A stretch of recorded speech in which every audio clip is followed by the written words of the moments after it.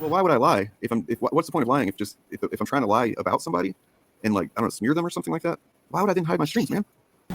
And now why am I doing this? Is it because I'm a grifter? Yes, of course it is. I'm a fucking grifter. This has been the plan the whole time. And I click on the stream and they're literally doing Chunky Monkey. Talking about Chunky Monkey, man. We're doing what? We were not literally doing Chunky Monkey. That was you, sir. We were discussing your use of Chunky Monkey. So I ended up learning that some gay people are assholes. Because, as I've said before, dislikes don't do anything. They actually do benefit me.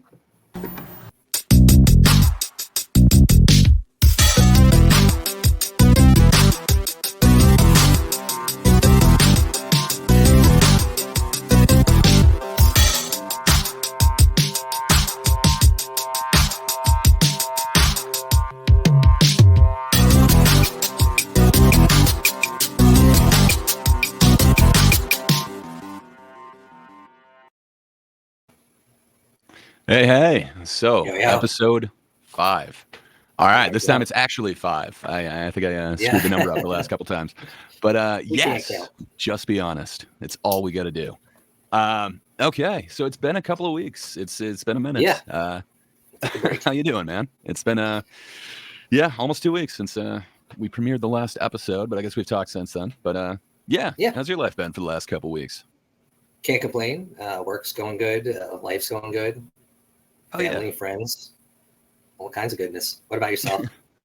Awesome. The whole reason why we took a week off is because, I went on a little vacation up to the Pacific Northwest. And, wow, it was awesome. Super rejuvenating. Actually got to take my dog to the water. I've never done that before. Well, he's never seen ocean before. So that was kind of cool. Got to see him experience waves and be scared and then overcome that. That was really cool. Super rested, super relaxed, and had a great time up there. I really want to live in the Pacific Northwest. That place is just awesome. I got to say the air is just amazing, and then everything is just so green up there. So better air. For sure. So I live in one of those flyover states, and the air really sucks. And it's kind of a desert. So no real greenery that helps make the air better. So it just kind of sucks. So it was awesome to kind of experience that. So man, I've had a great week, and it's been super relaxing. But that being said, people have been talking about us. That's a little unnerving, we're just taking some time off. No, we're not talking about anything. But then, our friends, they just ready to move on. I know they keep bringing us up. That leads us to, I guess, the first segment. Let's go ahead.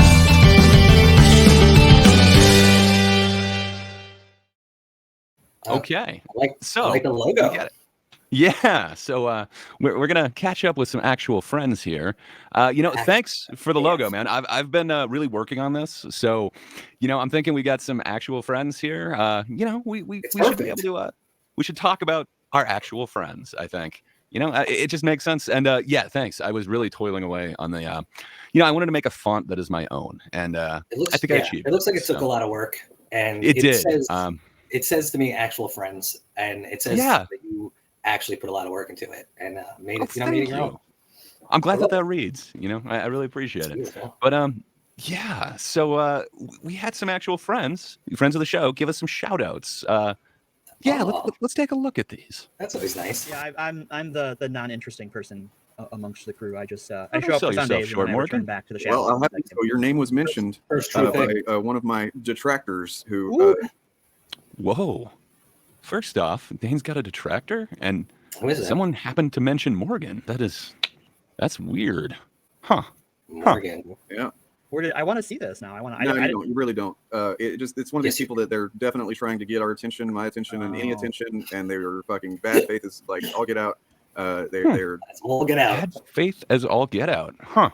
That seems like it's a demotion from the most bad faith motherfucker in the world, which I previously held that title. Now I'm just bad faith as all get up. I don't know. That feels like a step down. Like I got demoted in the bad faith department. Is that like a Southern kind of saying? As all get out? Is that a? I like it. I think I'm gonna use it. Okay. Yeah. I mean, you could take it back. It seems like it would work. But I can't say I often use the term as all get up. But it sounds a bit Southern to me. Just kind of dumb as well. Okay. Like it was just mentioned as like you and Morgan, blah blah blah blah blah, and it was about the we stole that content that time, right? Oh my! Hey, Remember? that content they stole. Oh, hey. So I do remember that. Oddly, yeah, just a little bit of that.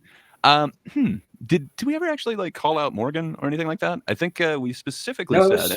Correct me if I'm wrong. It was Dane. Yeah. That we don't know if Morgan or now I can't remember Willow.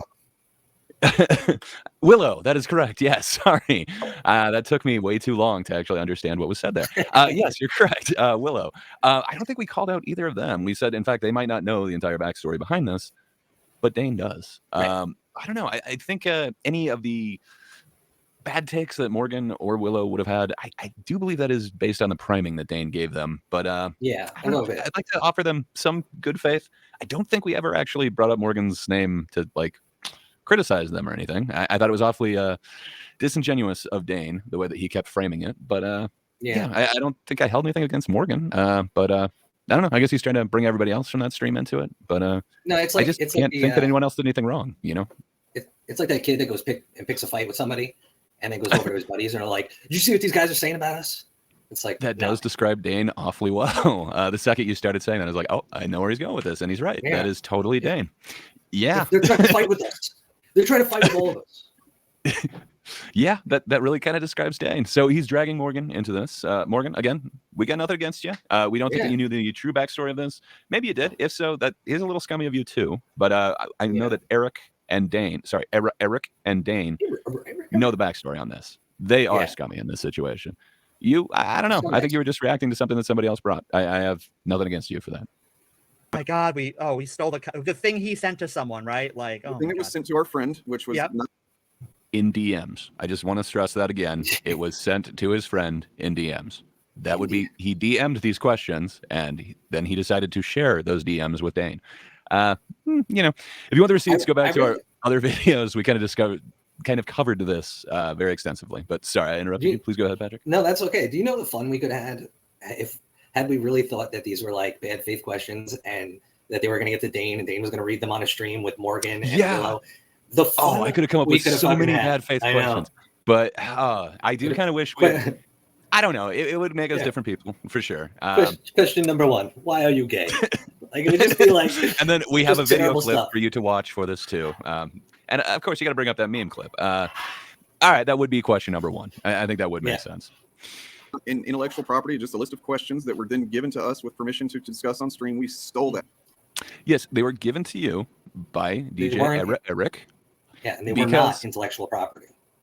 No. Don't forget, anything that these guys have their hands on is not intellectual. But no, it just doesn't count because somehow your private conversation that you had where the guy said, yeah, I'd be willing to sit down and talk with you, but you got to tell me what questions you want. And you have to send that to me in DM.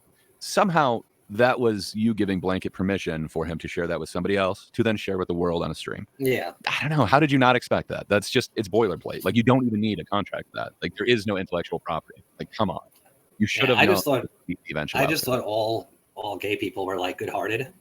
And, it's not true. Out there, not all. Yeah. Ollie. So I did end up learning something from this whole trying to learn things about each other. So I ended up learning that some gay people are assholes. Shocking. Yeah, that is a little shocking, isn't it? Mm-hmm. My mind was blown. I'm like, anyway. So yeah. Anyways. So yeah, I got some people that's claiming they've exposed me as a thumbnail. Actually, I updated the thumbnail before it went live and added some of the things that are said. I did notice that. There were some accusations that he updated his thumbnail. I wish I had grabbed a picture of it. I did not, and it has been privated along with everything else he does. So I wish I had a little picture to show here, but oh well. Well, let's keep going. So I'm a liar, apparently. Although when I've asked about follow-up questions like, "What can you explain what I lied about?" They pivot to, and this is actually something I do need to address as far as like somebody mentioned it first comment in chat today. Why the hell are my streams disappearing? So Zachary, I will leave this one up unless I don't know. No reason not to. I will. Well, he didn't leave it up. It is currently down. So you seem to be talking about nobody can actually mention anything that you're a liar about, Dane. Well, I, took about 3 minutes, and I have a list of 30 things right here that, you have definitely lied about. I'm going to go ahead and put a scroll on the screen. I wrote it down freehand, so I don't have it to scroll right now. But here, let's go with the top 10 that actually affect me and Patrick. You lied about your conversation with Patrick. Correct. You lied to the audience when you described what happened to that conversation, what happened during that conversation. You then lied about privating that, and you lied about the reasons why you privated that conversation, and then hid it from your audience to where you could just then call Patrick a racist. That would be the next one. You actually lied and labeled Patrick a racist when you guys never talked about race for any reason, and he didn't have one comment that would lead you down that line. But somehow you think if you are one, you are all. So that really sucks. You lied about me being alt-right. That kind of pains me a little bit because you knew nothing about me, but you looked at me and said, that guy's alt-right. That sucks. You lied about saying you wanted to hit me. You've said that was taken out of context, and you didn't actually say it. Here's a clip of you saying it right here. Looks like the douchebag friend from every slacker stoner movie or something. Yeah. I don't know. I want to hit him. I see what you're looking at. I've seen it. I want to beat those guys up. And then you lied about Patrick's questions not being DMs. They clearly were. You lied about the situation regarding the questions. You lied to your friends about the situation regarding the questions. You also lied about my backstory. You confused me with Lofty Pixels. You said that I was in cahoots with Lofty Pixels. You said that I had emailed you in the past. All of that was lies. You lied that no one called Eric July a slur. In fact, that might be coming up in this video. But you're instantly corrected by the one who calls himself CP. And then you lied about why I got blocked in your chat. You have also lied about using the Chunky Monkey, me and Patrick, using Chunky Monkey, the slur, as some sort of, disparaging Dane's remark. A racist. Yeah. Yeah, to somehow say that this disparages you. No, we just want to point out your hypocrisy, that if anybody else used that term, you would not accept any of your explanations that you readily give yourself as an out for why you are not bigoted. And you do not count this against you or part of the pattern for the Fandom Initiative. But somehow you say that you wouldn't do this for your detractors. But, we can all tell that you're lying about this. You would so use this as a big, meaty example of here are the bigoted chuds. So that alone, that's 10 lies. I do see a pattern of lies here. I've got... Leave it up for you. Other than that, if you want to be able to have access to everything, whenever you want to, pay me. Yeah, you're gonna follow me on Patreon. If you follow me for free on Patreon, I should be able to direct you to where you can watch stuff. Maybe if it's available. And if you actually support on Patreon for $3 a month or more, you can just have access to anything. And now, why am I doing this? Is it because I'm a grifter? Yes, of course it is. I'm a fucking grifter. This has been the plan the whole time, just to like earn some trust by for about a little less than 7. Talk about a slow burn. Wow, if this is his plan to grift, which he's clearly saying he is. I mean, I want to take him at his word. Wow, he is bad at it. All right. It was not great at much of anything, but I just I don't understand. The thing with Dane is that I've never seen someone put so much commitment into something and get nothing out of it as a result. Like, not even pay, like, not respect, not like admiration of people, like, he's not even getting clout at this point. Like, it's just like, clout is a fucking thing. But like, what are you doing, man? Like, why isn't your channel monetized? What the fuck? You put out 3 videos a week and your channel's not monetized? Like, what the fuck is what happened? He likes to point out that he has so many more subs than we have. Why isn't he fucking monetized? That's a good question. He does kind of, I don't know if you'd consider it a lie or he's just trying to hide what happened on there. But I know I've seen the question come up multiple times in his chat, and he just will not answer what happened to his monetization. He just said it's been removed from his channel, so he can no longer be monetized. I got to know. Yeah, it kind of makes you wonder. I got to know. And then the fact that I don't want to discuss business strategy with him. I don't want to give him any ideas, but I don't know. It feels like there's a couple other ideas that I would have taken advantage of with there being, this group of them and a group channel. But, whatever. To each of their own. It's fucking crazy. But yeah, I'm sure there's going to be more of an explanation here as to why he's privated everything. Let's see. Or sorry, why he's a grifter. Excuse me. I forgot which part we were on. Time. just to, like, earn some trust by, you know, for about, I don't know, a little less than 7,000 people or something, and then just like mask off grifting. Okay. No. Yeah. So what's 7,000? if you've been watching the channel for almost 4 it's years, about 6,500. you know that He's rounding up. He's being generous to himself. You know, if he was talking about us, he wouldn't round up. You know. Yeah. I mean, come on. But and 95% of them are me. Mm-hmm.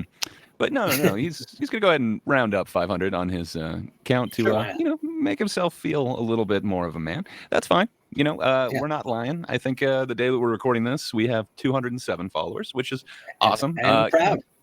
Yeah, that is really cool. Neither of us thought that this would happen, so that's really cool. And it happened pretty quickly. So you know, hell yeah. But we're not looking to like rub the subs in somebody else's face or whatever. I do feel like that's kind of what he's trying to do here, especially with his generosity with rounding up on his own numbers. But yeah, let's see where he's going with this. He's a grifter. Doing videos, shorter videos. And if you watch the channel at all, you know that I have a lot of people that hate the content that I make. You know, that is true. They just really don't like them doing this. First true thing he's ever said. So up until recently, I guess, I get mass downvoted all the time, right? Like I can show you my videos and just like it'll be like a 98% like situation going on after a day in a video, but then suddenly somebody will share it, some shuttle share it in one of their discords or whatever, and then you can just watch it in real time as the dislikes go down. You know, I mean, and it's like then it's like 76% likes or something. Just numbers. And it's like, well, wow, you guys are like. I don't think they do understand numbers. I'm stepping on it. But if you had like 4 people that always sit in your fucking chat and they all like your video, you know, or you know, not 4 obviously, but more, but then wouldn't it be like 97% with all the people that like your video, but then as more people view it, you mean see part of the echo chamber? Yeah, I mean, I would agree. So it kind of seems like when you just debut it in your echo chamber and then you decide to private it within, you know, like 12 hours or a few hours of the stream, sometimes the moment that it's done. I don't know. Would you actually get an honest opinion of the audience, or are you only interested in preaching to the choir? Your little echo chamber. You get about as honest opinion as you would get if you asked your mom if you were handsome. You know what I mean? Like, you'd be surprised. She's. But then once you start going out, well, there you go. Maybe that's a bad example, but then you start going out there into the real world, just randomly asking people, and they're gonna be like, "Oh no, I don't think you're that good looking." So like, you know, and not you because you're a handsome fella, not you. I'm just saying in general. Thank you.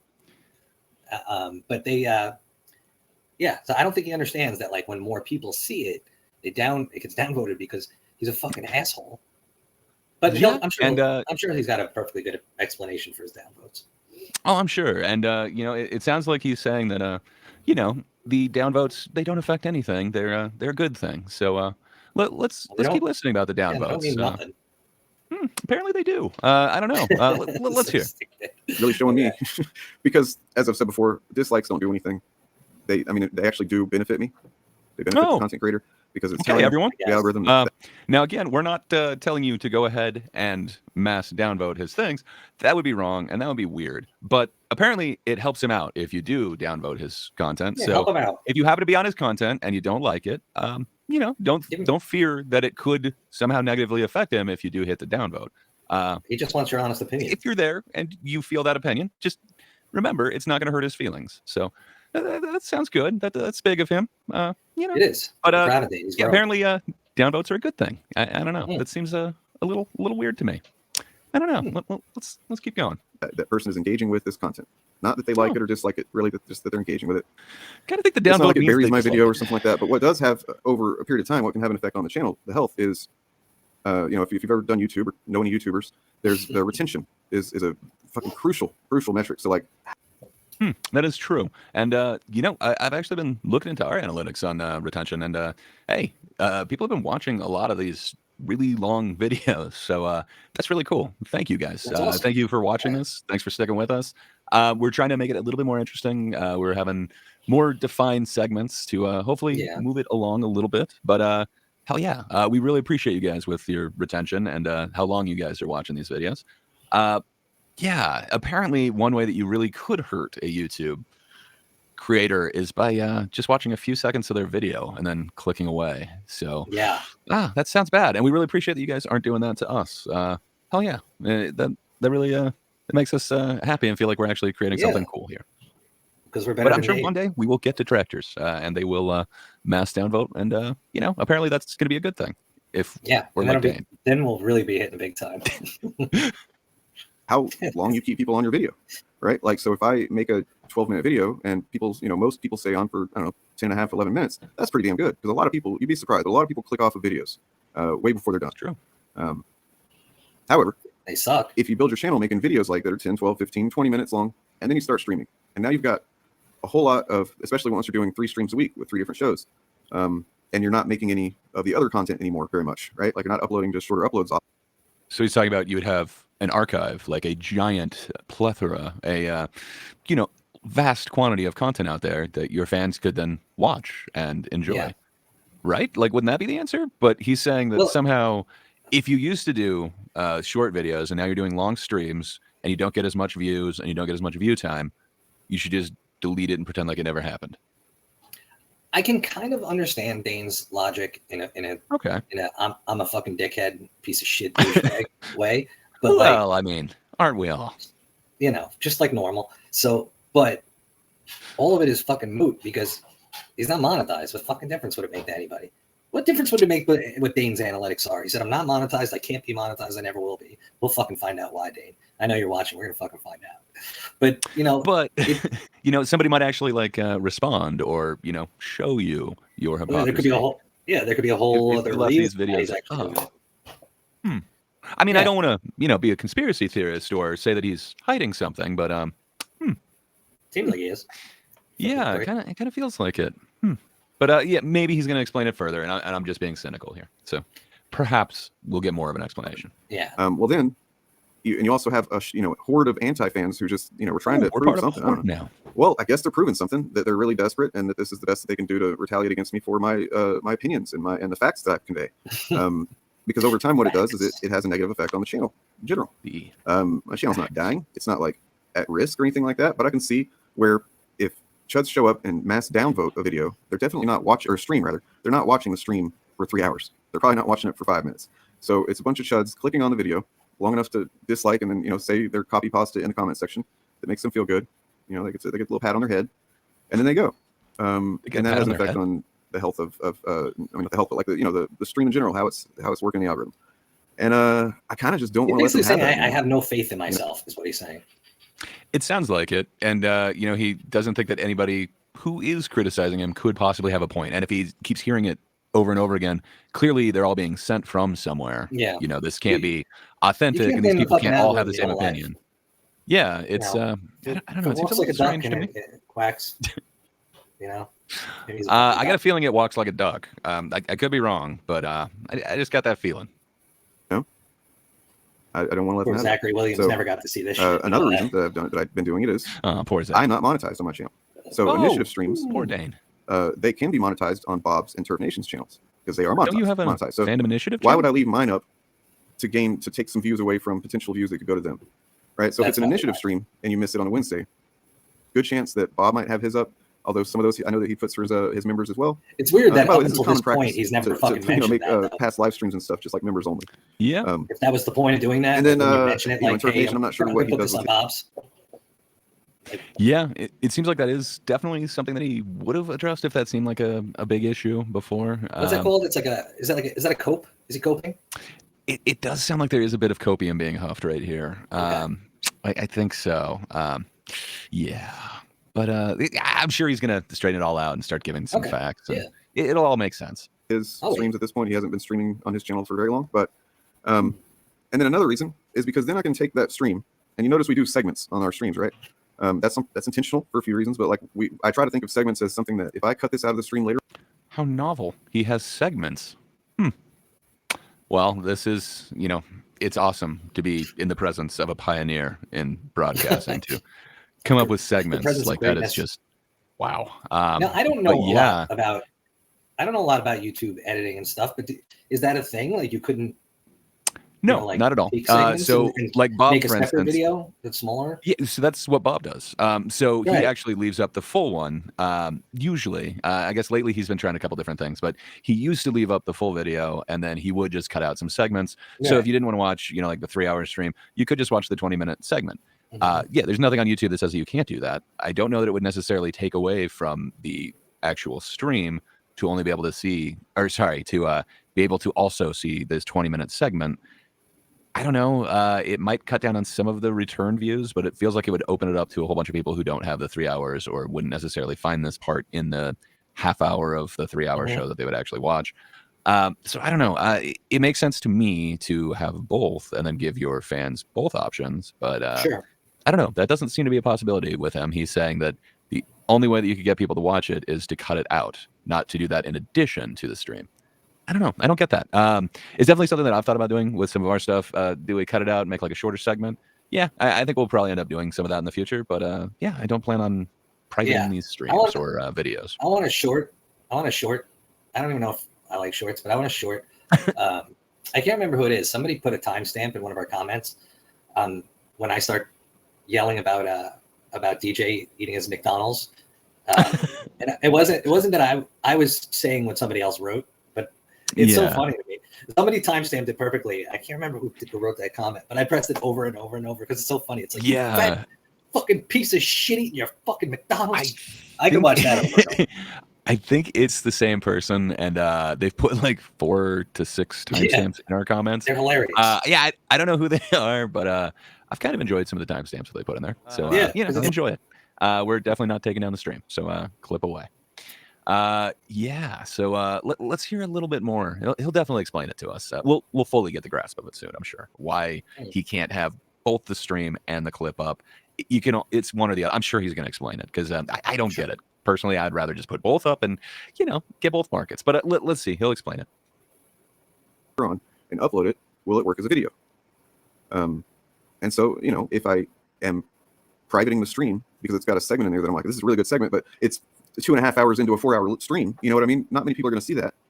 But if I private this and then make this video upload priority, then people will see that. And, I won't have duplicates of the content on my channel. Nonetheless, the claim that has been made by some you can't have duplicates. Really do you know what the community would do if they found out that you had duplicates on your channel? Like, they would turn on him. Oh yeah, I'm pretty sure that might be why he lost his monetization before. Like, they might have been like, duplicates, you can't do that. Yeah. I don't know. I hope he explains it more why you can't have both options. But he has kind of pointed out that Turf leaves these streams up.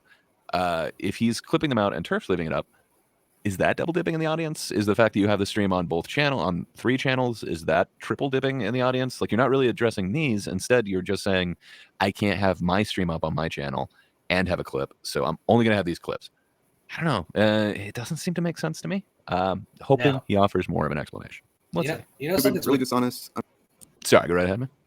No, that's all right. You know something weird about that Turf kid, though? Like, I like that kid. There's a few little Danish weird bastard. things about him, for sure. He's fucking weird. The dry oatmeal burrito sounds weird to me. Yeah, but that's strange. Beyond that, I like that the kid explains things. Like, he actually, I feel like he's not always right. Maybe because he's young and he's a Danish, but he actually takes the time to really kind of explain what he's talking about and say like, oh no, you know what, you guys might not be looking at it the correct way because you might he actually looks at the other perspective, tries to hone his argument around that. But having said that, I often listen to or when I watch him, and I think if this kid was American, I'd fucking hate his guts. I would think he's the biggest piece of shit ever. I think it's just because he's a farmer. Accents do a lot for That's a hard F on that farmer. Fair enough. I think the accents really help people hide a bit. It offers a level of I don't know if I'd say eloquence, but it seems to elevate what somebody's saying. Like, oh, this has more meaning. I don't know. That's kind of cool and kind of bad, but I think that might be some of what's going on there. That being said, out of that group, I think he is actually willing to somewhat engage with the other side. I've definitely seen him do some hyperbolic stuff, but and I think we're all definitely capable strawman in the the other moment. side. Oh yeah, for sure. I haven't really looked at a ton of his content, but I was thinking of possibly doing a response to one of them, but.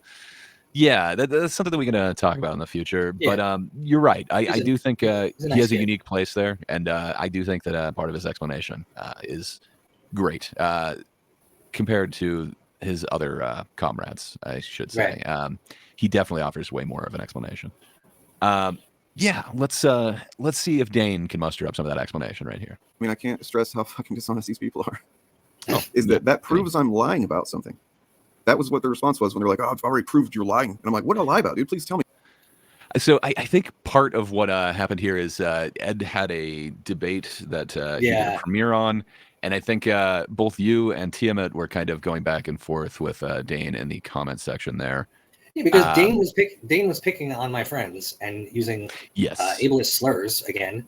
And not just ableist. Like also, wasn't it a little bit homophobic as well, if I remember right? Yeah. Somebody got called something inappropriate.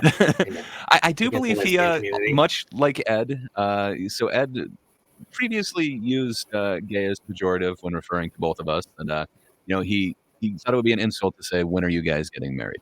To me, that's not an insult. Like, okay, yes, we're good friends. We're pretty close. I don't know why you have to then try to insult us by insinuating we're gay.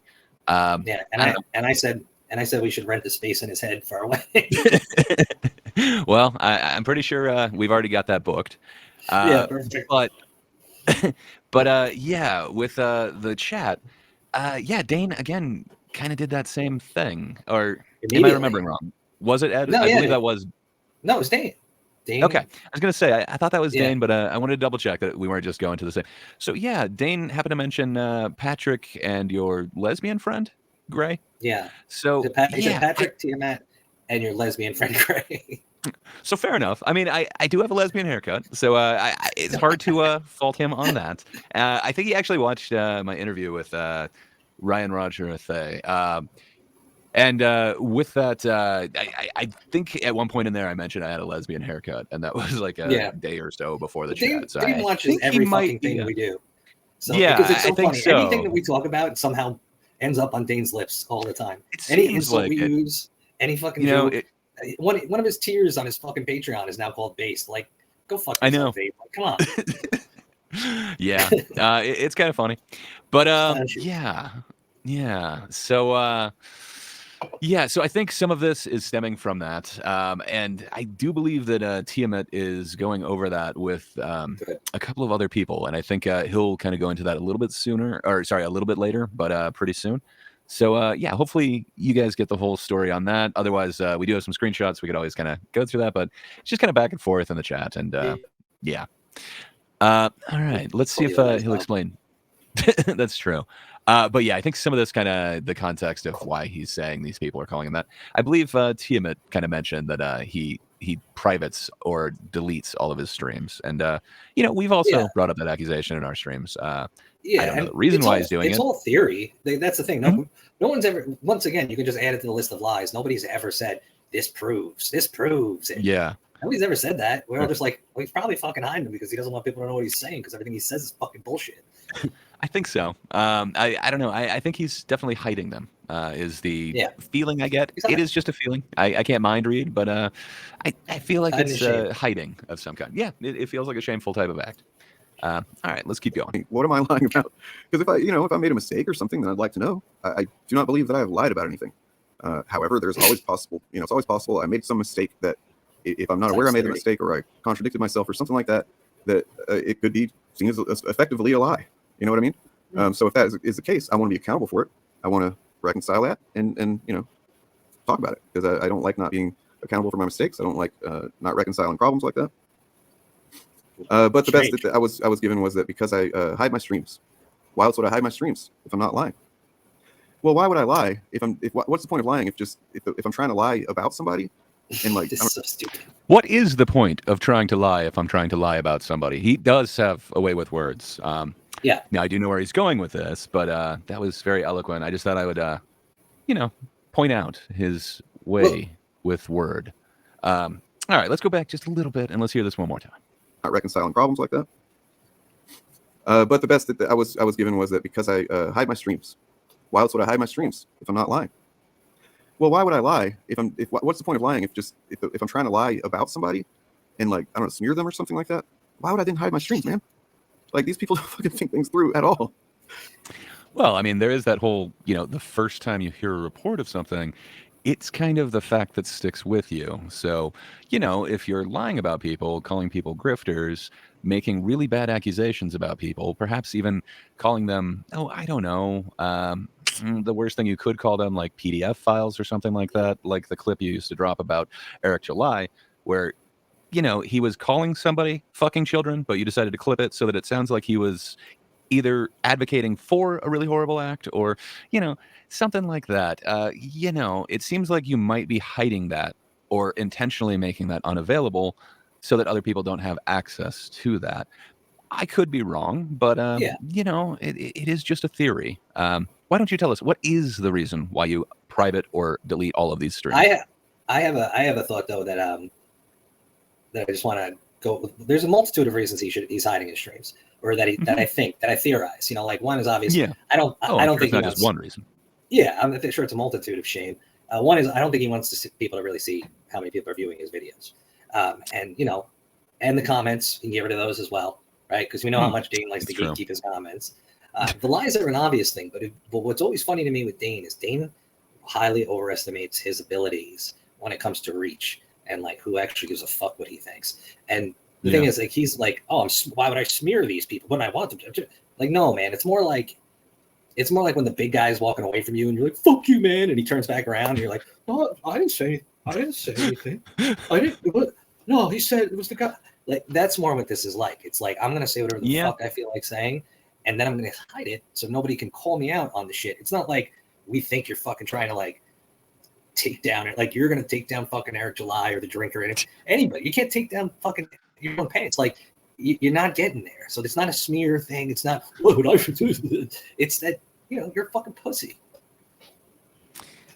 That is true. Okay. I might not know that is 100% true, but that very much reads as correct to me. However, again, I can't mind read, so I don't know 100% that is accurate. But I'm starting to see a pattern, and it really seems to fit the, I would say, a prediction or a description you've given. That analogy also just superb. It was great. If the point is to spread a lie, I'm doing a bad job. Anyway. Again, spread, maybe. No. Well, if you're like trying to hide the fact that you spread the lie, I don't know. Did anyone who's known as nefarious or like a lie teller, like I don't know, like a classic character, I guess like Littlefinger, Peter Baelish or whatever, would he have just left like his secret messages out there or his defaming of people, or would he kind of cover it up? That is kind of the classic move for a gossip, is to not just like air the dirty laundry out there and just leave it out. It is kind of to tell select people and then kind of hide that information again. You don't necessarily want it coming back to you. So I don't know. This seems like it would be par for the course, but I don't know. Why don't you tell us why couldn't that be the case, Dane? It's not complaining, man. Okay. It's not. I wouldn't do this if I just was going to complain about it. But I don't really get paid much. Like you can look at my Patreon. Oh, that's a shame. That's what I get. It's I think it's at around $75 a month right now, and I'm very, very appreciative of those people who support me there. I think there are some people who would pay to hate watch. In fact, I know you can't be a member of his channel, but I suspect there might be people who hate watch the other channels that maybe you could be a member of. I don't know. Perhaps somebody who is doing just that got in touch with us and provided us with a long lost video, perhaps. So I don't know. That is kind of cool. It's cool. But this guy apparently he makes $75 a month from Patreon. That's cool. I know he's been pushing that pretty hard. So congrats to him. Every little bit counts. I know you're bigger than us. We don't make $75 a month, but that's okay. So I guess in multiple ways. Paycheck. Yeah. I mean, weird. That's horrible. Why would you have to do a job on top of this job when you could, one day aspire to have 6,000 followers and make $75 a month? We can always hope. We can split it. It'll be great. 6.4. Okay. Yeah. Oh, you're right. Sorry. 6.47K. You're right. It actually went down from 0.47 to 0.46 when I took all my subs, all my alt subs away. That makes sense. I mean, also, they're banned, so why should they follow him? I'd like to just remind everybody, if you have created subs just to talk on Dane in his chat to try to point out what an idiot he is, go back and unsub. Do yourself a favor. Don't have that sickness on your fucking subs. Even if it's if it's an all. Not every account needs to be subbed to him. No, I'm not subbed to him at all. He lost my 73 subs. He definitely lost my one. But yeah. Okay, well, let's hear more about. Let's go back to friend of the show. An actual friend of the show. Actual friend of the show. Actual fandom. Yeah. Well, let's hear about his. I don't know, enrichment. It still blows my mind. Anybody would see what I do and go, I'm gonna pull money out of my fucking wallet or whatever. Like, this could be something for me, but I'm gonna give it to him for doing that. And that's I don't know if any of us understand that. No. Yeah, exactly. You know who I'm talking about, Ed. You know exactly. What? Other friend of the show, Ed, Pop Counterculture. He knows who he's talking about. Who could he possibly be talking about? I don't know. It's weird. It's friend of the show, actual fandom, actual friend. Yeah. Don't know why he wants to talk about us and allude to us, but simply doesn't want to say our name. But I don't know. Let's see who he's talking about. Say my name. Yeah. So yeah, that was funny because I was like, I heard these guys were doing a stream about us again. They've done a lot. It seems to be their entire purpose. Not the entire purpose, but you have played a part in both of our backstories on this. So you did play a part in the beginning, but yes, this show is not dedicated to you, sir. You are but a segment, kind of a lolcow thing, kind of a milking station, if you will. Anyway. And I heard they were doing a stream about it. So I was like, you know what? I'm going to go stop in and see if maybe they're saying something that's substantive. Something that like is worth at least responding to, and it's not just like disingenuous bullshit or something like that. Well, he did come to our last stream, and he was in the comments. So and if you do want to watch that, we do have the comment replay turned on, so you can definitely see that. But he came in there, and he was kind of a jerk. So whatever we were saying, it did make him respond. It did make him want to discuss what we're saying. But I don't know. I'm kind of getting the feeling that he's saying that's not what happened. Yeah. So let's go back just a moment. Oh, sorry. Go right ahead, man. No, I was going to say that motherfucker was like, I know how to handle people that talk about me too much. You just got to ignore them by going into their chat during their premiere video and engaging with them in multiple chats and finding them and talking about them. So ignore them. It was just awesome. It was great. Yeah, but yes, let's hear his everybody was laughing. That was so fun. Yeah. And then he stayed till the end of the premiere. But yeah, let's go ahead and hear his retelling of the event. Please. Revisionist history, if you will. At least responding to, and it's not just like disingenuous bullshit or something like that. And I click on the stream, and they're literally doing Chunky Monkey. Talking about Chunky Monkey, man. We're doing what? We were not literally doing Chunky Monkey. That was you, sir. We were discussing your use of Chunky Monkey. The fact that you didn't only say it, but you also brought it up in multiple forms of media. You not only brought it up in chat, you made a graphic to say Chunky Monkey, and then you were like doing monkey impressions while saying, this is my new impression of Eric July. I don't know, man. You went beyond there. Yeah, you really leaned into this. So it wasn't just you saying it one time. But again, we don't think that this proves you're racist or bigoted. No. We just think it proves you're hypocritical. There is no way that you would let any of that slide and wouldn't just call the person that you're talking about. Like if Drinker did this, there's no way you'd ever let him live this down. This would be proof that he's racist. Just like you have proof that they're sexist because they don't like movies that women are in. I don't know. It feels like you would need more proof than that to make such a heavy accusation, but not to you, sir. I think Dane definitely has like these bias, this unconscious bias that he always talks about. I think he's got a lot of things where he I think a lot of these guys actually, they look at, people of different races or whatever, the genders. Like, I think they look at all of them and think that they're not quite capable of handling their own business and living their own lives. Yeah. And representing themselves in any way. So Dane, the white fucking savior, has to do it. But on no planet, in no fucking universe, do we think that Dane is racist? I think he's a fucking idiot. No. Yeah. I think he is bigoted, but in different ways than that. Bigoted, Yeah. I don't see racism dripping from him as much as I'm guessing he sees it. But I think he has made some very poor choices, especially if he's going to go around hurling accusations at other people and using very dubious evidence at best. I don't think, you should be throwing stones in a glass house, so to speak. Yeah. That's my entire point with the Chunky Monkey thing. Yeah, maybe choose your words if that's how you're going to live your life. Choose your words very fucking carefully.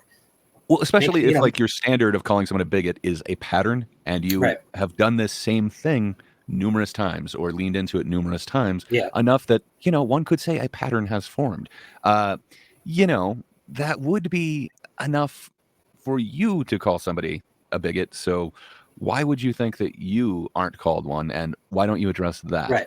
That does seem like a bit of a double standard. Yeah. So I don't know, but okay, let's hear why we could never talk about Chunky Monkey, why it isn't actually a thing that should ever be addressed.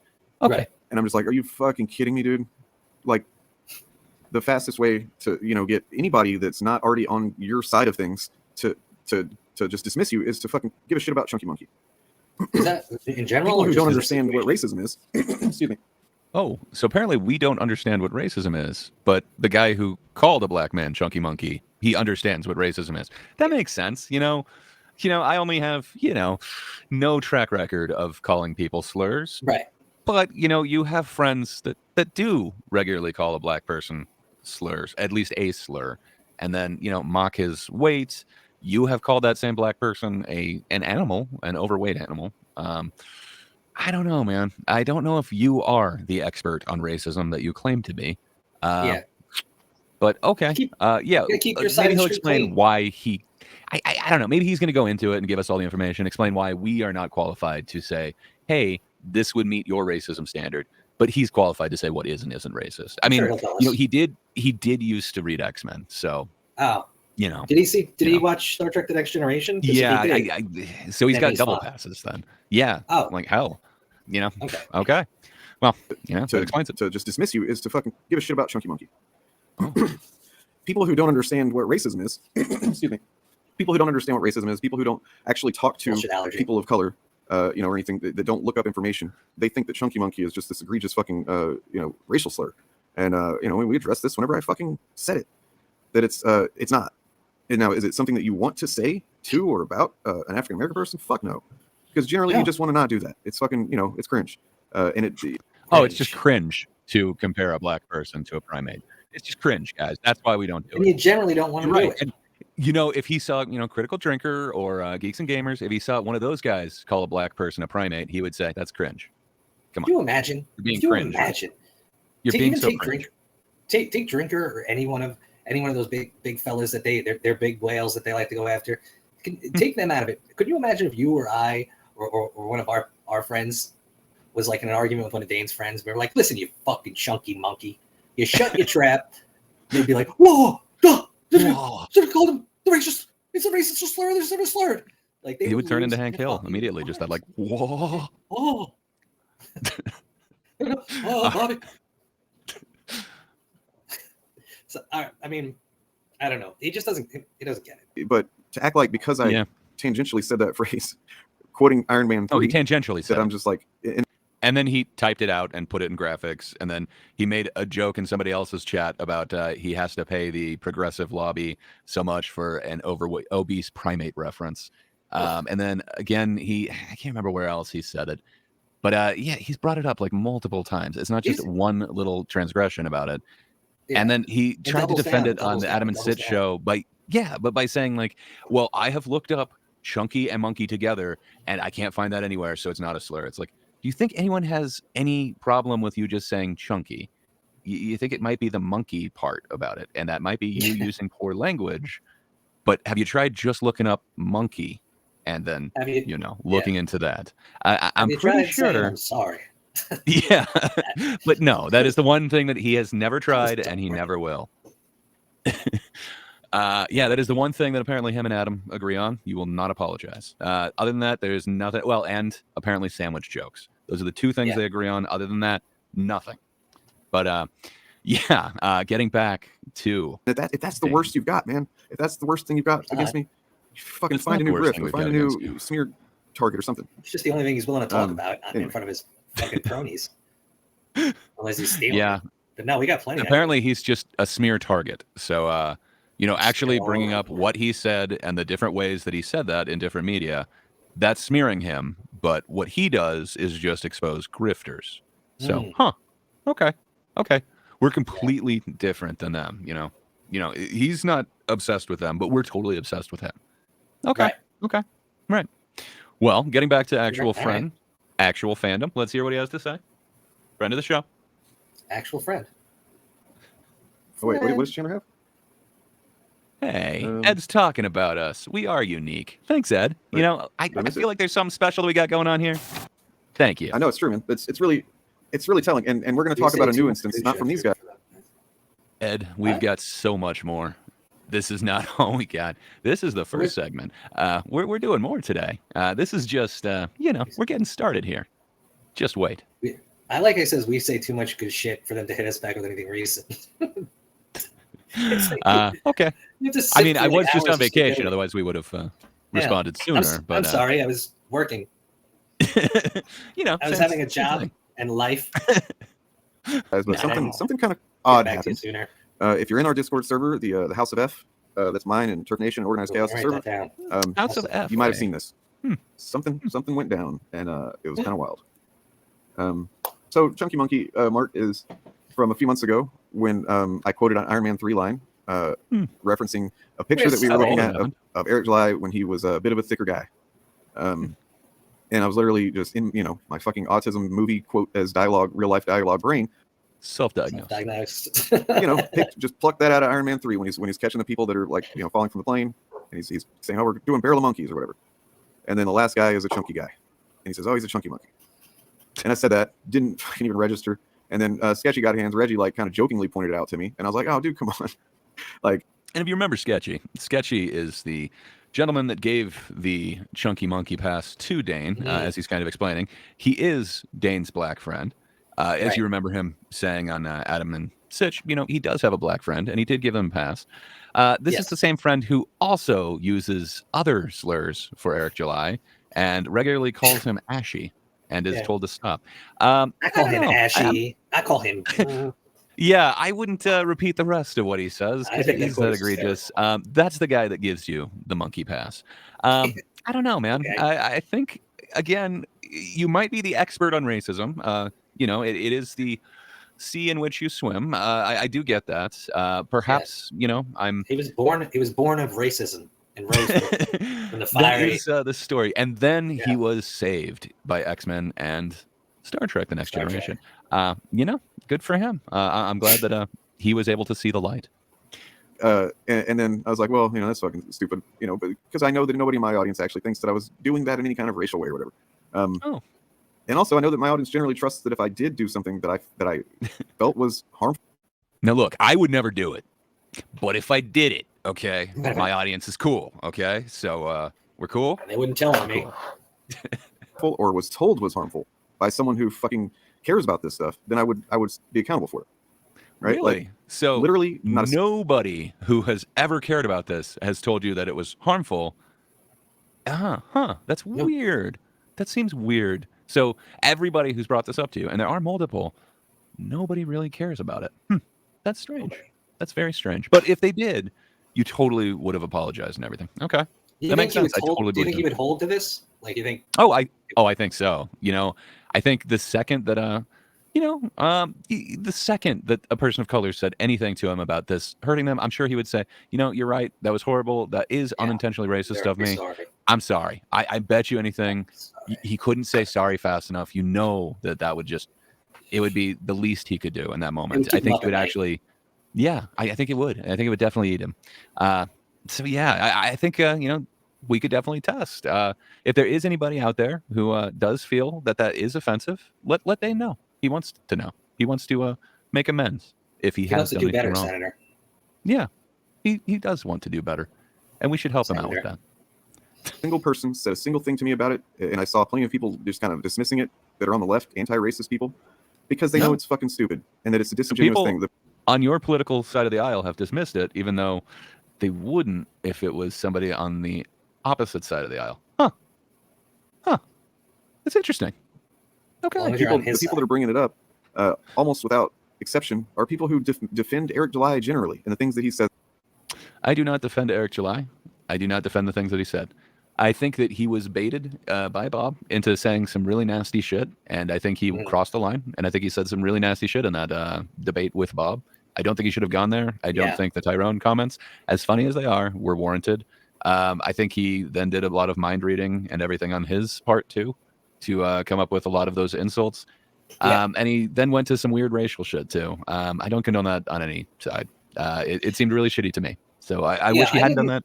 I'm definitely not defending him doing that. I didn't like it. You know, I've spoken about it before.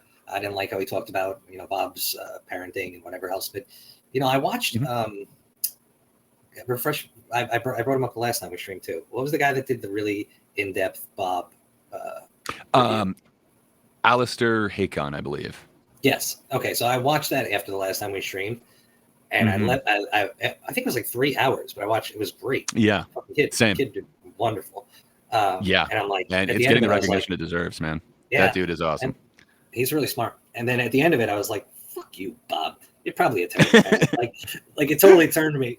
But I still don't like that he insulted him. And maybe, you know, like, I don't know, being a single dad for a portion of my life with my son, maybe I get a little triggered by it or sensitive to things like that. But no, I mean, I couldn't tell you that you're not sensitive to that, but it also affected me not being a single father or anything like that. It's like, you don't need to go there. That seems then when really. When you watch that video back, like I forgot about a lot of it, where Bob is like, "Oh, well, I guess that means you don't like black people." And it was like, dude, you're basically calling him a race traitor and stuff, and saying that's the same justification that they give for calling him the UT slur. And I don't know. I can't get behind that. It's like, no, but because this guy doesn't believe what I think he should believe, I'm going to call him this name that I will only call people of his skin color. That's really fucked up to me. I don't get the justification of that. So again, I don't think that Eric July is justified in saying what he's saying. I understand why he did. It does feel like he was baited into saying that, but just because you take the bait doesn't mean doesn't make it right. But it's I can understand. So that sucks. I can understand. But then because that situation happened, CP then thought it was okay to call Eric July a slur, and that's his justification is because he called Bob like a fake Irishman and went on about his kids and everything. Yeah, that's really fucked up shit. That doesn't mean that it's okay. And apparently CP is not Mr. High Road. He will not stay out of the mud, which it's just weird that, you know, that mud is racism. And he feels that it's okay to be racist if somebody else attacks his friend. That doesn't seem like it's a principled stance. It seems like it's a really shitty one. I think, you know, just calling out Eric July and saying, hey, that's completely over the line. That's uncalled for. That would have been a way to, make a much better point than becoming a racist or letting your racism show. I don't know. It just seems weird to me, but I would have taken the high ground. It would have made it look a lot better. I would have been I would have still ignored the whole, maybe even forgotten about the whole Bobby and said dumb shit throughout that whole thing and been like, you know, that guy was a jerk. But nope. Yeah. They had to just for sure. It's like they're so dumb, especially like Dane and stuff, that like he that's why he immediately is always like retard, gay, lesbian, like. Well, no, that's his self-diagnosed condition, though. Like, come on, he can't control that. Like, I mean, OCD. You know, based off of his self-diagnosis, he can't control that. He's got he's got the OCD, or he's got obesity. I'm pretty sure I heard him say something like that. He does. It's like, man, you don't give a shit about bigotry. You think you have something here that you can use against me to make me look like a hypocrite or make me look whatever it is that you think you're doing. It's transparent. I'm not making you look like a hypocrite, sir. You are. I'm just pointing it out, and I'm showing you the video evidence. That's it. You're going to go ahead and not address this yet again, but I'm not calling you a racist. I'm not saying this is bigoted. I'm saying this would trip your stupid standard of a pattern of behavior. Yeah. You don't acknowledge that this would be a pattern in anybody else's behavior, and you would not just dismiss this. And when you add that in conjunction with everything else that the Fandom Initiative has done, with all the slurs, you know, all the attacks against Eric July, it certainly seems like there is a pattern. Now, I don't like your standard, but it would be great if you could kind of explain what the utility of having this pattern is over actually having evidence of somebody doing something racist. Because again, you could explain away each one of these individual instances, but you told us, your words, Dane, were to zoom out, take a look at the bigger picture, the vibes. Well, you know, when I'm doing that with you guys, I see an awful lot of bigoted behavior. Makes you wonder. Like if it was a history book and it was that big section where it's got like, you know, 100 years and you got to look across, like, oh, there's the Battle of Ding Dong Do. Like that would be fucking Dane. Like, oh, here's where Dane laughed at Uncle T. And here's the time that that Bob had a big old shit-eating grin on his face when someone called Eric July. Said that wouldn't be inaccurate, or well, that does seem accurate. Either way, I don't know. Bob is not exactly not agreeing every single time that was said. He literally says a lot. Yeah. Or says, well, it's not inaccurate. It's not inaccurate. That's it. Stupid. Yeah. I don't know. Dane actually seems to have the cleanest hands in this, yet he has like previous streams where he said if he was on a stream and somebody said a slur, there is no way that he wouldn't stop it immediately and address it. And he didn't. He doesn't seem to care when it's his side. And that's the hypocrisy. We're not creating it for people to see. We're literally just saying, you are being hypocritical. Here is what you're hypocritical about. And then we're just showing the clips, man. Yeah, I don't know know what it's like? It's like, Dane, think about it like we're holding up a mirror. Like we're not like making shit up. We're just holding up a big mirror for you so you can look and see, like, holy shit, I am coming off like such an asshole to everybody. No wonder all my videos are getting downvoted before I can take them down. And I understand it must be hard to look in that mirror. It's got to be an ugly thing looking back at you. I mean, take it from Michael Jackson. We can see you. We can see what you've done. Metaphorically and physically, we can see you, sir. We understand that must be hard to look in that mirror. But it would be better for all of us if you did. All right. Oh, it's disingenuous. And honestly, I would advise you not to do it. Not for my sake, but for yours. Because I guarantee there's a lot of people that are... We should stop talking about him saying chunky monkey for our sake. Thanks for caring about us, Dane. Actual friend. This is my favorite friend part. of the channel. This is my favorite part. Yeah, he is a good friend. I love it when he gives us advice. You know, as a big time YouTuber who makes $75 a month, you know, there isn't much that I wouldn't listen to when he's telling me what to do as a creator. Wow. I just feel honored that he's willing to give us this advice. Like, we're taking it to the next level. This is going to be amazing. Whenever they see that, they're like, oh, these fucking guys they're not honest. You know, we're not honest. If we're talking about these specific guys. Is that what Dane, they say? What are we not honest about? Show us one thing. Tell us anything. Yeah. We got you on 30. Get us on one. Yeah. If you want, I could list them off, but we got the Star Wars thing from earlier and the 10 I read. So, yeah, why don't you tell us? What have we been dishonest about? I would love to address it. Guys, which I am right now, they know who they are. Oh, yeah, there's a reason that whenever you talk about us in video, we are some based individuals. We know who we are. Do you know who you are, sir? It feels like you're not only privating it from the world, but from yourself, perhaps. Maybe you need to figure out who Dane is. Unprivate yourself, Dane. Oh, no. I was being so smug, and I moved it to the wrong spot. Just kind of dismissing that are on the left, anti-racist people, generally. And I advise you not to do it, not for my sake, but for yours. Because I guarantee there's a lot of people that are whenever they see that, they're like, oh, these fucking guys they're not honest. You know, if we're talking about these specific guys, which I am right now, they know who they are. There's a reason that whenever you talk about us in video, the initiative, or me or Bob or whatever, you get 1,000 views, right? That's pretty good. Hey, sometimes 2,000, like what, sir? A couple of actually, in that one, we weren't talking about anyone from the initiative. It wasn't Bob. It wasn't you, Dane. We did talk about a former member of the initiative, but it's not part of the initiative. And it was really more his... Well, no. And, you know, with Ed, we were really showing his journey, his coming to terms with the fact that he said a slur, and, you know, it is actually a bad thing. Now, the guy that you still stream with, he still stands by the slur that he said, even though Ed has gone through that growth. We wanted to show that, hey, you know, here is somebody who vehemently disagreed, and then he actually heard it from the right person. He's like, you know what? You're right. I won't say that term anymore. Fair enough. Now, he's still saying bad things about Eric July, which is his right to do, but hey, he's not going to call him a slur anymore. So that seems like a little victory. It's weird that the guy that you stream with still doesn't also see that. That is weird. Maybe Ed and CP could have a talk. I don't know. Maybe Ed and CP could have a talk and come to terms on why Ed has decided not to use that slur anymore. But I don't know. I'm sure you wouldn't want to do that and show that honesty with anyone, would you? Yeah. I don't know. I bet we'll never get that. But yeah, our best video to date actually didn't involve the Fandom Initiative. It's not all about you, Dane. Yeah. Actual friend of the show. And again, we'll just go ahead and remember that I never sent those fucking questions to Dane. We didn't. Those weren't for Dane. That was for they weren't. the start of us trying to do something good. I mean, friend of the show, but not everything is for every friend of the show, you know? Yeah. Anyway. That's a really kind of lopsided.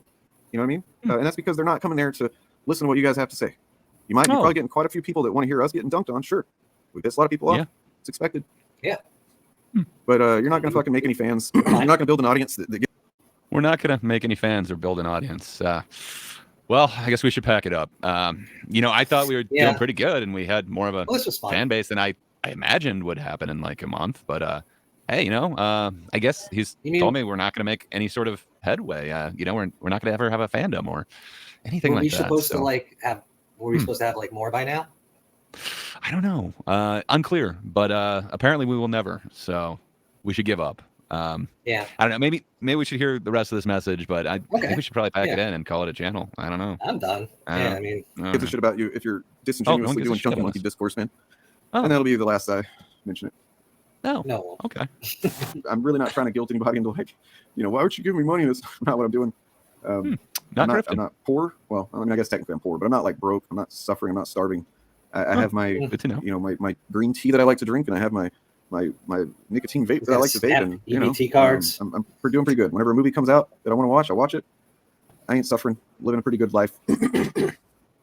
Doesn't he have a kid though? Like, shouldn't he want to provide more or something? Like, I don't know. Like, yes, he mentioned like 3 like somewhat creature comforts, but I don't know, $75 a month. I don't know if that covers like all your children's needs. I'm sure it's fine. I don't know. See all the shit behind me in my kid's room? Can your kid live off green tea and vape juice? Like, I don't know. It was 75 cents, everything in here. $75. That makes sense. And, all his clothes, $75. Feed them, $75. The internet, $75. All of it's all in that 75. It's very low cost. And that makes sense. Then you have money. Yeah, you have money left over for iced tea. It's awesome. Yeah. That makes sense. Yeah, you got, and then if you got anything on top of that, vape juice, that shit ain't cheap.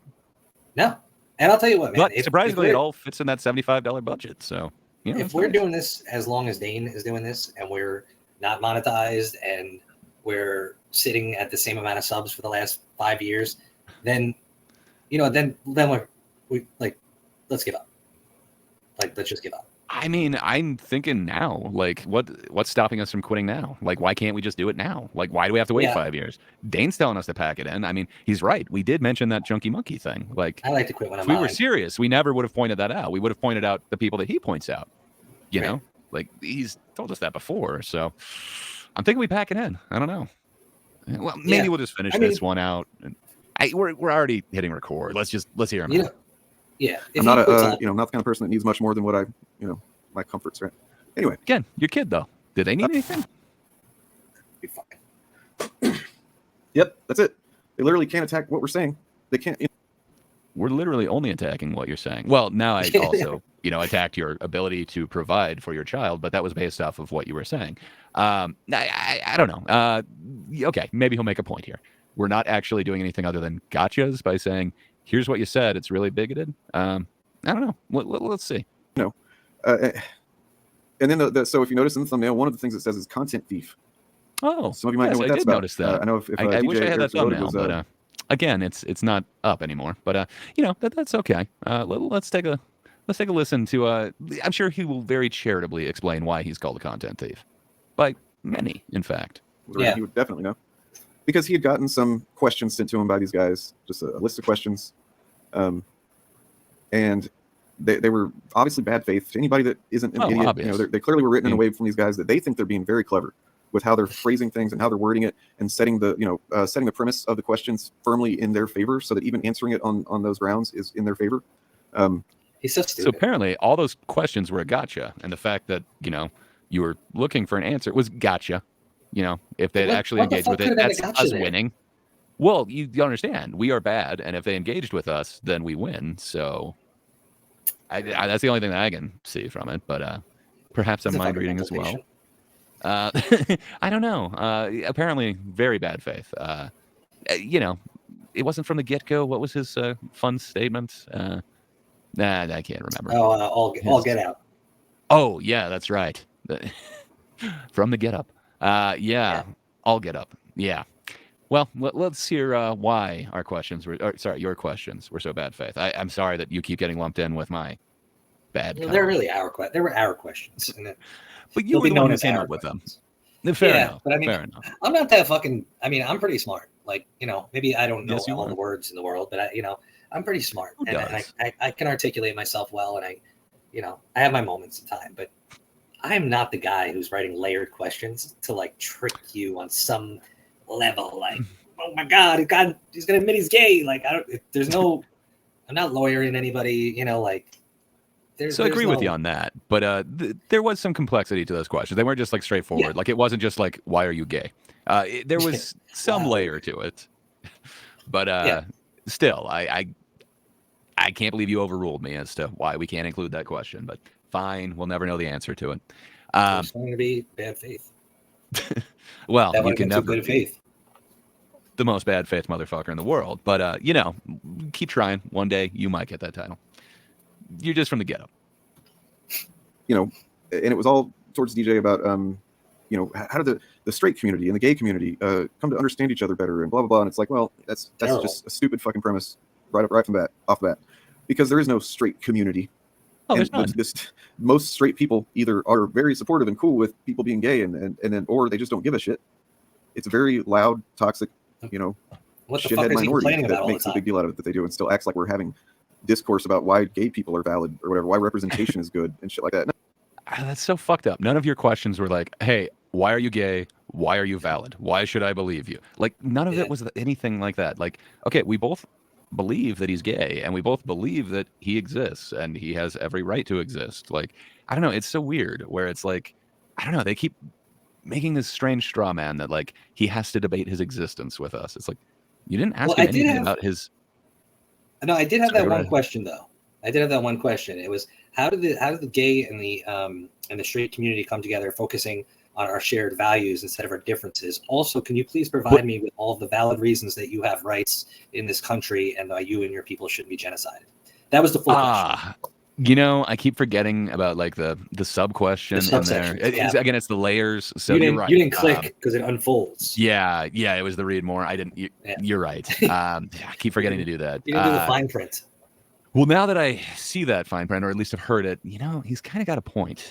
Maybe he shouldn't have to debate his validity in this world with you. Yeah, that does seem bad faith. Okay, maybe you'll get the title. We'll see. We're almost done with this one. No, if you think that's what's happening, you are in a fucking content bubble, and you're just recycling Fandom methane through your fucking lungs. Oh, that's what's going on. Okay. Well, there was a little bit more from our friend. So I guess maybe I should have brought this up a little bit earlier. So when he did come and visit us in our live, our premiere in the chat for the premiere of the last video of episode 4, Dane did come in there and he did get kind of chased away. I do remember a lot of people kind of going after me. He did, except for magically in the chat, like I could still see him as there throughout the rest of the premiere. So did he really run or did he just hide? It's hard to say. But directly after that stream, it was brought to my attention that he had tweeted about us. So his tweet was, if some chuds were to say, do a live stream today and spend a portion of it on Chunky Monkey discourse, it tells me a lot. They're desperate. But also, if those chuds have a history of defending bigotry, I'm assuming there's supposed to be a Y there, super fucking cynical. So, do we have a history of defending bigotry? I'm trying to think of who we have defended. I wanted to know the justification of them labeling Chrissy Mayer, based off of her comedy, a bigot. Okay. Yeah, but that was you, not me. I wasn't in there like actually defending her at the time. Since then, I've gotten to know a lot more about her, and she is funny as hell, and I would defend her. And I think that their labels don't mean jack shit if they're going to literally call any pattern that can be explained away as it's a fucking joke, she's a fucking comedian, as bigotry. Well, quite frankly, it means nothing. So I don't know. Technically, if they're talking about that, maybe that could be a defense of bigotry. Other than that, I don't know who is considered a bigot that I've supposedly defended. I think they somehow think that we are big Eric July fans. Because I guess we documented Ed's growth. I've seen a few of his videos. Yeah, no, I would like to as well. I actually have seen Dane. So very strange. It's an aside. I didn't grab any of the information from it, but I've seen him actually read the entire ISOM from this pirated version on his actual stream to show it. it actually looked kind of cool to me. And then I actually saw that he got banned on Twitter because he tried to share the link to the pirated comic. What a fucking scumbag. That seems so scummy. But yeah, good news, everybody. He's back on Twitter again. His ban is up. But yeah, back to this. So then he had a second tweet. The best chuds can do is counter our arguments are to, first of all, ignore those arguments. What argument do you have? I will address any argument head on. I believe I have. That's why I did the conversation with Bob. That's why I did the conversation with Ed. I'd be more than happy to have a conversation with you, but I think you will be the most bad faith person I've ever talked to. But I'd still have that conversation. But yeah, there are no accusations that you've made. I would like to go ahead and address anything, but all you do is just label people bigots, and you don't provide any evidence. You just say, look at their pattern. It doesn't make any sense to me. What do these guys do? Just pick a fucking word of the day every time they try to write something? I think so. I think they have a word of the day calendar. Cynical. How many times do you say fucking cynical in these two goddamn? It's like think of a different word. Yeah, I'm guessing tells me they are cynical. They're cynically cynical. Yes. These cynicalists. We see they're really concerned about anyone hearing what we have to say. They'll resort to cynically misrepresenting us to varying degrees. How cynical it is tells me how concerned they are. Yeah, and then down in the other one, great. It ends with super fucking cynical. Well, and if you notice, there's 3 likes on this. Like it's not even popular with his own crowd. I don't know. Anyway, so I believe that was the 17th or something. Yeah, July 17th, and then I believe the 22nd, he had another tweet about us. So again, friend of the show, actual fandom. So apparently it's at 6,500 subs or so. Hey, this time he didn't round up to 7,000, just rounding up to 6,500. He's still rounding up. Good on you, sir. Yeah, but it's incremental changes, We don't want him to round up that extra 500 something. We're okay with him rounding up like an extra 100 or so, a couple hundred. Yeah. It seems more honest that way, but okay. Yeah, that at that level is where you get a squad of weird gremlins. So we're a horde. We are a, what did he call us last time? I'm trying to remember sexy? I can't. Well, no, not what he tells you in your DMs. That was in my DMs. Yeah, he called you something. He called us like I can't remember. It was a group. He's given us quite a few labels, but now we're a little squad of weird gremlins. Okay. Who constantly have some vague assertions and allegations about how evil you are. So I don't know. I don't really believe in the concept of evil. At one point, I was going to make a video about it, but I don't know. It just seems too black and white to me. There's definitely things that we think are wrong, but I don't know. To think that there is something that is like absolutely good and something that is absolutely evil, I think it's just black and white thinking, and I don't think it truly captures, I don't know, the truth. But I could be wrong on that. And then it's weird though that he's saying saying evil because doesn't he go off like? He went off for like a half an hour on Sitch and Adam about it. He doesn't believe in evil and evil's bullshit. Yeah. It's just but here he is using it and saying, how evil you are. It's his words, not our words. Yeah, that's true. I do not call anyone evil. I'm not sure I believe in the concept. I'm leaning towards I do not. But good times. But yeah, and then he ends the tweet with, despite never being clear what their reasons are and never putting forth a coherent point. Cool. All right, Dane. Our point is you have a very horrible standard in which you erroneously label people bigots, but you're not willing to put that same standard towards yourself or your friends. That seems very hypocritical, and it makes us not take you seriously. On top of that, you don't actually provide evidence for your accusations, your allegations. Instead, you just want us to believe you. We don't. You don't exactly come off as a reliable protagonist here. Nope. So that's about as straightforward as I can put it. Actual friends. So that was our first segment, catching up with actual friends. I hope it catches on. But, if we got rid of this segment, I'd be okay with that. Sure. All right. Moving on to the next segment.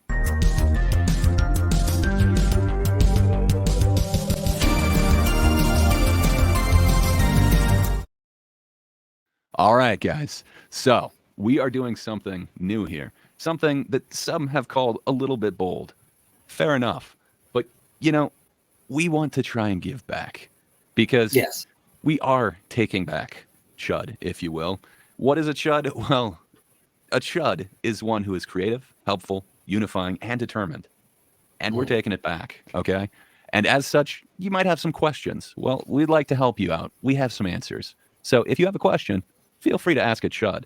And we have a brand new email address. Of course, the ticker is covering it in the image. I'll adjust that next time. But yeah, askachud@gmail.com. Again, that's askachud@gmail.com. And, we would like to totally answer your questions. So because we just started this email address, yeah, we're here for you. Perhaps you're a chud in waiting or potential chud. We'd like to help you get there. So, ask a chud. We're here to give you an answer. But as this thing is new and we don't actually have emails in there, we figured we'd start the first segment by reading a couple of comments from our previous stream. So first, we had a very nice one from Matatat, which awesome, awesome name. I love reading that. I feel like I actually got it right this time, Matatat. But yeah, if you don't remember Matt, he is the one who actually responded that in a comment, and then DJ decided to do a short in a response to him about stealing Patrick's questions for content. So yeah, it's kind of a follow-up from that. Hey, Graham Patrick, thanks for the kind words. Was unplugged for about a week. Hey, I just did that myself, sir. It's great.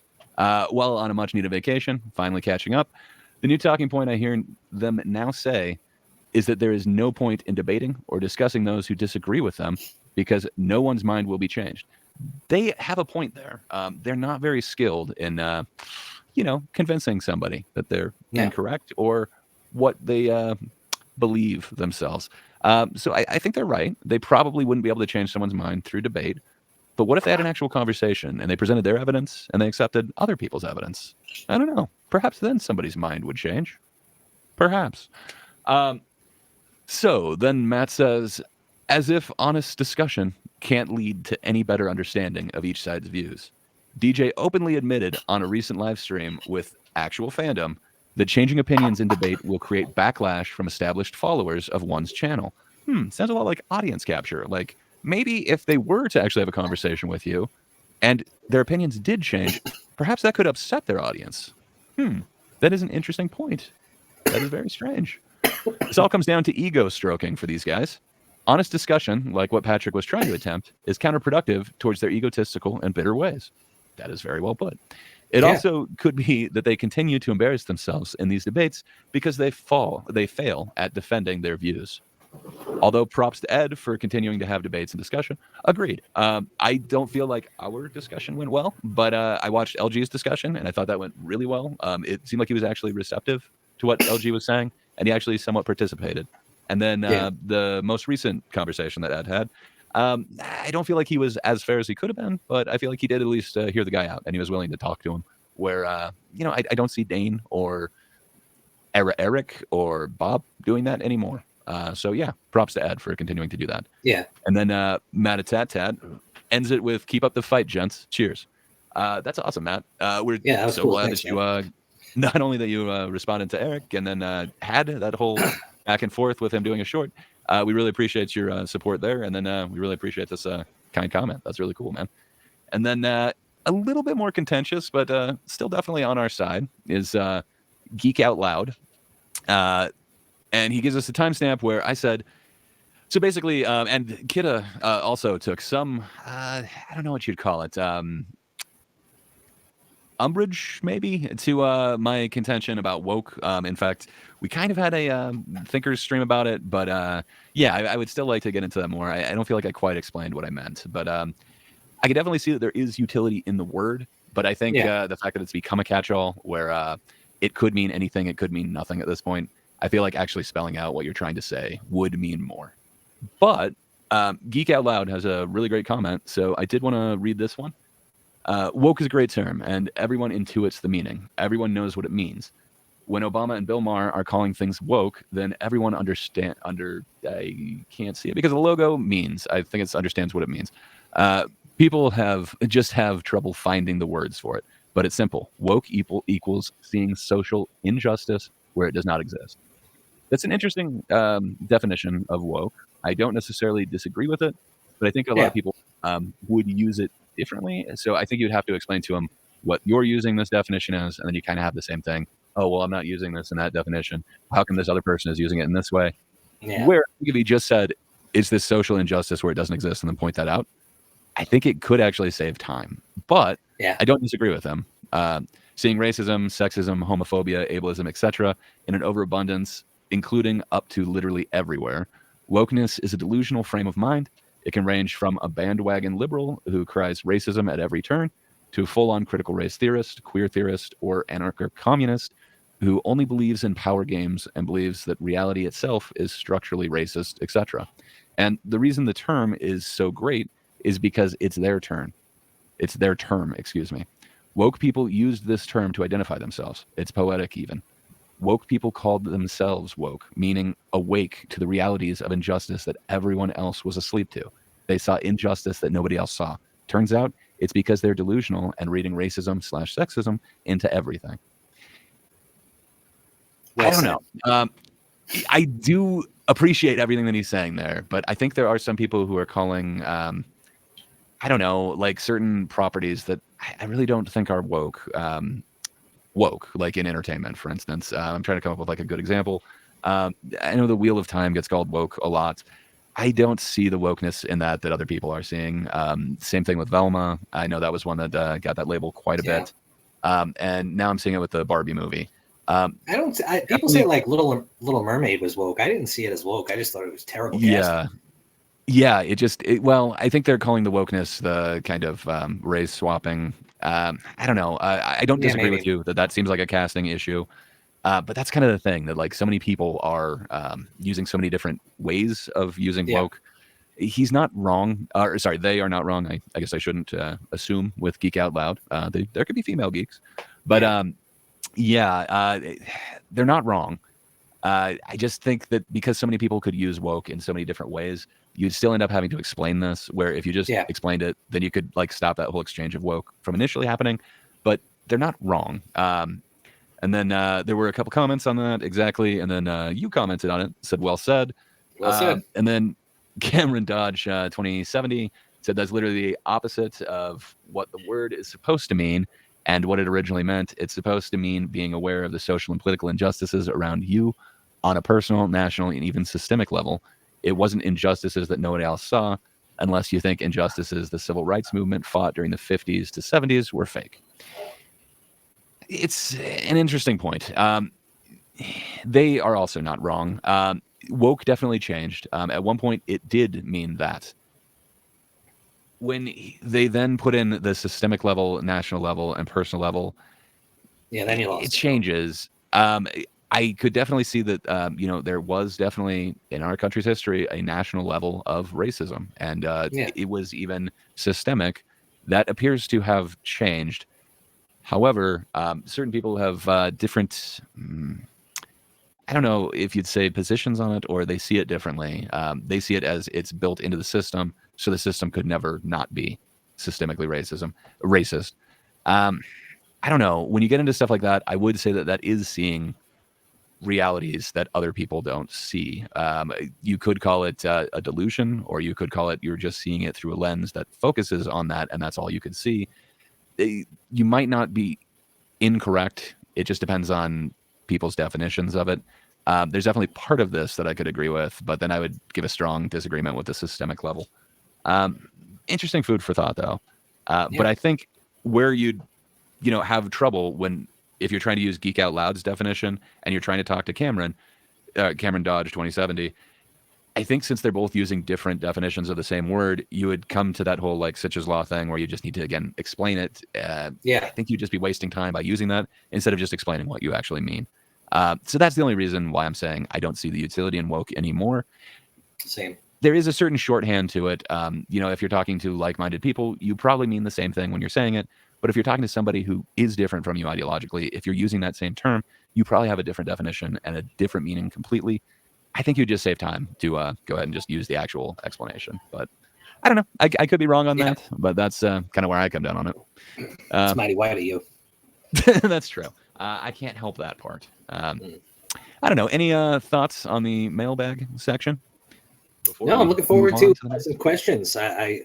Please feel free to submit your questions. We will read all questions submitted, provided they're not filled with naked pictures of Dane's mom. but we will show those. But we will not read any hate, obviously. Like, and Yeah. you know, that's a pretty relative thing. But you know, no N words, please. No F slurs. No Uncle TTs. But you know, you got a question for a chud? We're the guys. We're your chuds. For sure. We'd like to help you out. Maybe you're on a chud journey. Maybe you're just chud curious. But yeah, you got a question? We got an answer. Send us some sort of question. Also, you know, feel free to comment down below if you must. Okay. All right. If you cheat on me, it's okay. If you degrade me, it's okay. If you open the house, it's okay. All of these things. I will be okay. All of these. Just somebody please marry me. Yeah, you like my large breasts, but do you know what it's like to live with them? You know, the rich older lady with the younger, attractive male. Yeah, which isn't true, by the way. I've been going down to the nursing home like every week. No. You got to stay out of the memory care ward, okay? Oh my God. You can beat me into submission. It's okay. I'll still love you, Daddy. I mean, I think that's no one loves the homos more than me. The first thing my chat says is, well, we know where the goatee is. Enjoy. Yeah, every Thursday on ThatDarnKitteh's channel, it's the thinkers doing a think. If any of that appeals to you, come on, come watch it. What are you doing? Every Thursday we kind of explore a fun topic in a bunch of different ways, and you get a bunch of different points of view on it. Chat's really fun too there. Very interactive. That's true. Yeah, the chat is about as based as it gets. I know I dig the chat there. But yeah, give us a look every Thursday on ThatDarnKitteh's channel. All right.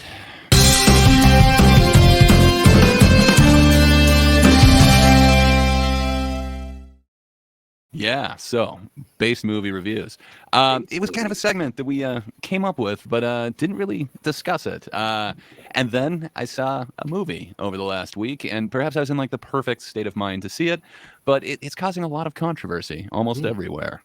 So you know what? I happen to think, what did we mean by based movie reviews? And you know, I came to think about kind of what we were saying, and we were saying that it's movies about a character or story that stays true to itself. And you know, I feel like there are a few characters from this movie that do just that. And so I'm willing to go ahead and call this one a based movie, but this might be a controversial choice. So yeah, the movie that I'm talking about is the Barbie movie. And you have not seen it. That's correct. I have not. Right, Patrick? Okay. Well, I think you should see it. I think there's a bunch of reasons why you should see it. Not the least of which is just the aesthetics of it. I don't know. Have you seen like a Wes Anderson film? Are you familiar with like his stuff? Sure. He did, like Royal Tenenbaums, Life Aquatic. I don't know. His whole, you know, whatever you want to call it, his film, it has a whole feel to it. It's kind of that surreal, kind of over the top. Just viewing a few frames, you know, you're looking at a Wes Anderson film. This kind of does that in a different way. And I think for the visuals alone, it's worth seeing. It's not going to like blow your mind. It's not like the new Avatar or whatever. Like you'll never believe these graphics, but it was just really well done. It shows like, I don't know. When you juxtapose this with like, say, the Transformers movie or something, just the way that they decided to go at it stylistically is just leaps and bounds different from other movies I've seen. And I think that alone gives it a bit of, I don't know. I want to give it credit for the choices stylistically that they have done. So that's one of the main reasons why I'd say you want to see it. The other main reason is it is like causing a huge social controversy right now. And both sides, from what I'm seeing, seem to be like really throwing their own lens, especially ideologically, at what this movie is trying to say instead of just looking at what the movie is actually saying. And it's kind of a Rorschach test. I know I'm not the first to kind of say that, but it really kind of, you see yourself a lot in this is the way that I'm kind of looking at this and the way that I've heard the criticism kind of go. So I gotta be honest, I think it's a good movie.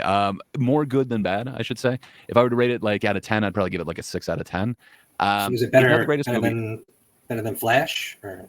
Oh, yes. On my Flash was good. Don't get me wrong. I like throwing babies in microwaves as much as the next guy, but to me, Flash gets like a 2 out of 10. That movie has so many horrible problems. Not the least of which was just Flash's running. Like it just looked horrible. But really yeah, good. The plot alone. But yeah, the fact that there was that whole baby scene, I don't know. I can't get over it. I was immediately taken out. And that was right after there was some decent bat flick in there. But yeah, sorry. So like Flash, I'd probably give like a 2 out of 10. This one actually some more good than bad. So it's not a 5. It's not like it's a little bit more good. So I would go with 6 out of 10. 6 out of 6. Give me another 6 out of 10 movie so I can understand where you're. So it'd be somewhat middle of the road. I'm trying to think. Ooh, that's a good question. Was it as good as the Lego Movie? No, by no means. So Lego Movie for me would be like a 9, maybe a 10. Like it's great. Okay. There's a lot of things that are similar to it. The kind of two worlds thing that's going on in Lego Movie. Like you've got the Lego world and then you've got the real world. That's kind of going on here, but people are kind of putting their own thing on what the real world is in this. It's a very fantastical place. Those look pretty bad. Did I stump you? Yeah, kind of. I was trying to think like what is a 6? Because like I've got plenty of 5s. Like I don't know. Like when I'm looking up like pixels, it's like that's totally below a 5. Like to me, that's not a 6. I don't know. It just seems slightly better than Free Guy. Yeah, I think I would put that somewhere around there. Yeah, I think Free Guy is actually a really good. Yes, thank you. I appreciate the assist because most things are more polarizing than that, where it's just slightly more good than it is bad. That's where I'd kind of put this. So yeah, Free Guy actually really fits in that nicely for me. Kind of everything else that I'm looking at, I'm polarized one way or the other. It's not like just it's okay. So yeah, I think Free Guy actually really kind of is a great one for that. It's not bad. It's not great. Like you see it once, you're probably good. You probably don't need to see it. I would like to see this again to kind of see if there is something that I'm missing. I definitely could be misinterpreting some of this, but I don't think by any means you need to. Like you see this once, you're probably good. Is there a villain? Sort of. So yes and no. Patriarchy? No, like patriarchy, I can see how some people would say that, but no, patriarchy is kind of a tool. Like Ken learns about it, he brings it back, and he quickly like puts patriarchy over all the Barbies, and they're kind of cool with it. They're brainwashed because they didn't have an immunity to it. But it takes very simple words and cliche statements to break it. It has a tentative hold at best, and it's easily overthrown. It's really not the bad guy in it. The bad guy is probably actually reality. So I guess let me give you like a really quick plot summary on it. So you have the Barbie world and you've got Barbie in there. Everything's like amazing. Everything's perfect. It is Barbie's dream world. And then all of a sudden Barbie starts having existential dread. It turns out that she is somehow linked to a person in the real world who is having these thoughts. So then she goes on a quest to the real world to try and find that person, help deal with that. At one point they come back to the Barbie world. At that point, Ken has now found out about patriarchy. So he instills it. They quickly overturn that. The Barbies then get rule again. And then magically that also fixes the existential dread in this human. It makes it kind of weird. It culminates to a really bad ending that I'm sure we're going to do spoilers for. But that's kind of all you need to know. There's not a lot going on here. But I think, the way that it's kind of framed here is a little my generalized assessment of the movie. This movie is not just a piece of shit. This movie is a flaming piece of dog piled atop an entire dumpster on fire, piled atop a landfill filled with dog shit. It is one of the worst movies I've ever seen. On every possible level, it is a horrific movie. The only thing that can be said for this film is production design. The production design is really nice. The costumes are really nice. So I'm glad that he gave it that credit. He's right. That is definitely the shining part of it. They have a lot of pretty people and a lot of pretty outfits. Then the actual sets look amazing, and then the props are great. But for him to say that this is the worst movie that ever movied, it is just garbage on top of flaming garbage. I think that's a bit harsh. I've definitely seen worse movies. There's a ton of them that I am super polarized about. There's traditional bad movies that people just think of. I don't know. This isn't one of those. Like it does have a plot. There's a lot of plot holes and some things don't really make sense, but it's not the worst plot out there. It is definitely not the worst. It's not Battleship or like what was that one? Listen, like Rock and Stuff and Robots, the movie. Real Steel? Real Metal? Yeah. I feel like it had more of a plot going on than that and kind of more idea. Sorry, go right ahead. You were saying something and I kind of I just got done watching fucking Beast Wars, so I've never seen a movie without a plot. The only thing that was certain in that movie was who the villain was. Yeah. And you would think that it was the bad robots, but it wasn't. It was white people. That makes sense. if you listen to some people, they took that as the villain in this one too. I have a slightly different interpretation of it. Yeah, I mean, you could say that, or patriarchy, or white supremacy. Like you could chalk it up to that. That's not necessarily how I see it, but yeah, I do think this had more of a plot than say Beast Wars or much of the Transformers or like G.I. Joe films. That being said, I haven't seen like the most recent G.I. Joe one, but I don't know. It feels like a lot of the toy properties that were recently made into movies, they didn't kind of have as much kind of backstory or world building kind of put into it as this one kind of does. At least they didn't use the given one. I guess technically this one didn't either. It made up its own Barbie world, but the Barbie world does seem to be kind of what you'd imagine, kind of like Legoland or whatever. Right. They're alive and they're enjoying stuff. But yeah, I'm sure, Ben will bring up some really good points that I agree with here. I did kind of edit out a lot of his plot points and just kind of go with his criticisms of the movie, because I thought he's right. He criticized a lot of the plot, and a lot of the plot isn't great, but I disagreed with a lot of his actual opinion pieces in here. So that's kind of more what I'm going to go through. So you don't really need to know the plot of this, but yeah, I hope by the end of this I can kind of convince you that it's worth a look. Maybe not a ton, and it doesn't have a great rewatch value, but it's worth seeing. Joke that happens in this film happens basically within the first 45 seconds of the film. So, for example, Barbie turns on the water and there's no water. Ooh, because like in Barbie house, there's no actual water. Do you get it? And then she drinks, but there's no actual liquid in the actual cup. Oh my God, because she's a Barbie doll. Oh, I get it. Okay, that's all the jokes. There are no more jokes. That's not true. So there are jokes galore. So this script went through, I can't remember how many different iterations. At one point, Amy Schumer was supposed to play Barbie, and I think they still had a lot of the jokes from. Cool. It would have been different, and I think that would have made sense more with this plot instead of using Margot Robbie, who is traditionally beautiful, much like the actual Barbie. I think they were playing against type, and they've got some of those jokes still in this script, I believe. I could be wrong, but I know this script has gone through a bunch of different hands, and I'm thinking that's where some of these jokes came from, because he is right. He brings up a few inconsistencies with a character, and are they supposed to be smart? Are they supposed to be dumb? This joke is rather smart, but he even brings up a joke that comes up later. So his criticism now of all the jokes happen in the first 45 seconds, it's just not true. I understand what he's saying. They do a callback to almost all of these things because, Barbie is not used to faucets actually turning on, actually drinking from cups, etc. So you do kind of have to address it when she gets to the real world, and, cups do have things in it. That being said, it doesn't hit that joke like a million times. I don't know. I think it's just a very poor characterization of it to say all the jokes are in the first 45 seconds. Maybe he's being hyperbolic. Yeah. Anyway, there's a fun fascism joke that comes up quite about halfway through the film. For the rest of the film, the movie's a show. Okay, so conceptually, the movie is a show. I want to ask this: who's the intended audience for this film?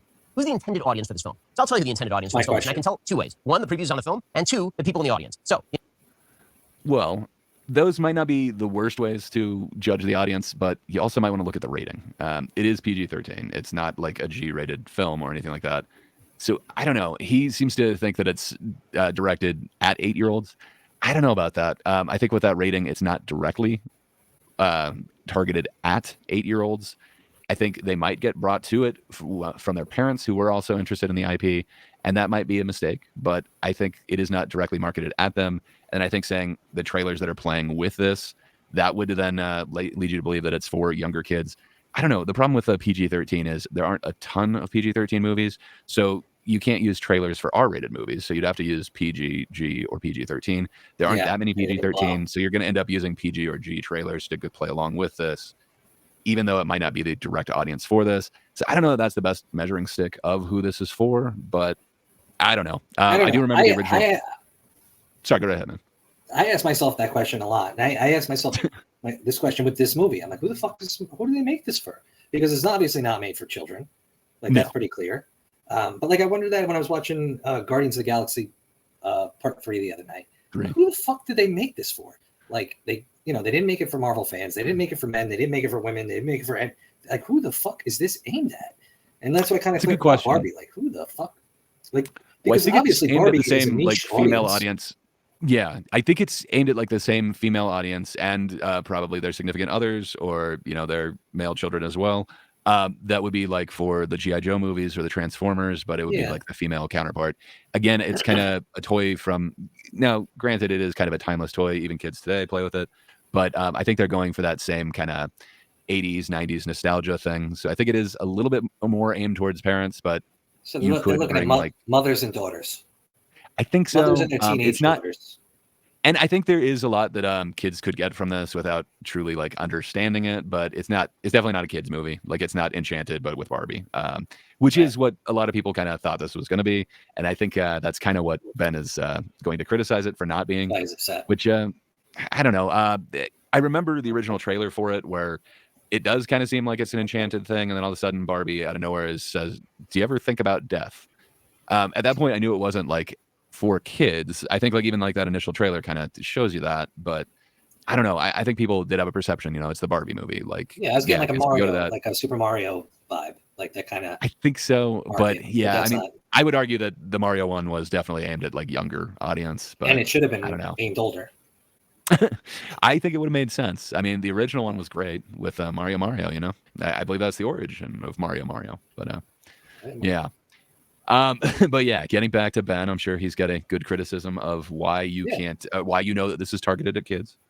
Intended audience for this film is moms and their 8-year-old daughters. That's the intended audience for the film. I know because the previews for the film were all kids movies. I'm talking like G or PG rated kids films. We're talking like Teenage Mutant Ninja Turtles or Trolls 4 or whatever it is. Those were all the previews, right? All the previews are actually directed at what the audience is supposed to be for this film. And if you look in the audience, it's a bunch of moms, like youngish moms, middle-aged moms with their like 6, 7, 8-year-old girls. That's the entire crew. This movie is not made for any of those people. In fact, this movie is made for no one. This movie is going to make Apparently the movie is made for nobody. So it's getting like a 90% or something audience rating, but nobody. It was made for nobody. I really feel like that's a cynical view of this. The movie is definitely made for somebody. It is not made for the audience that Ben thought it was supposed to be for. It is definitely not made for children.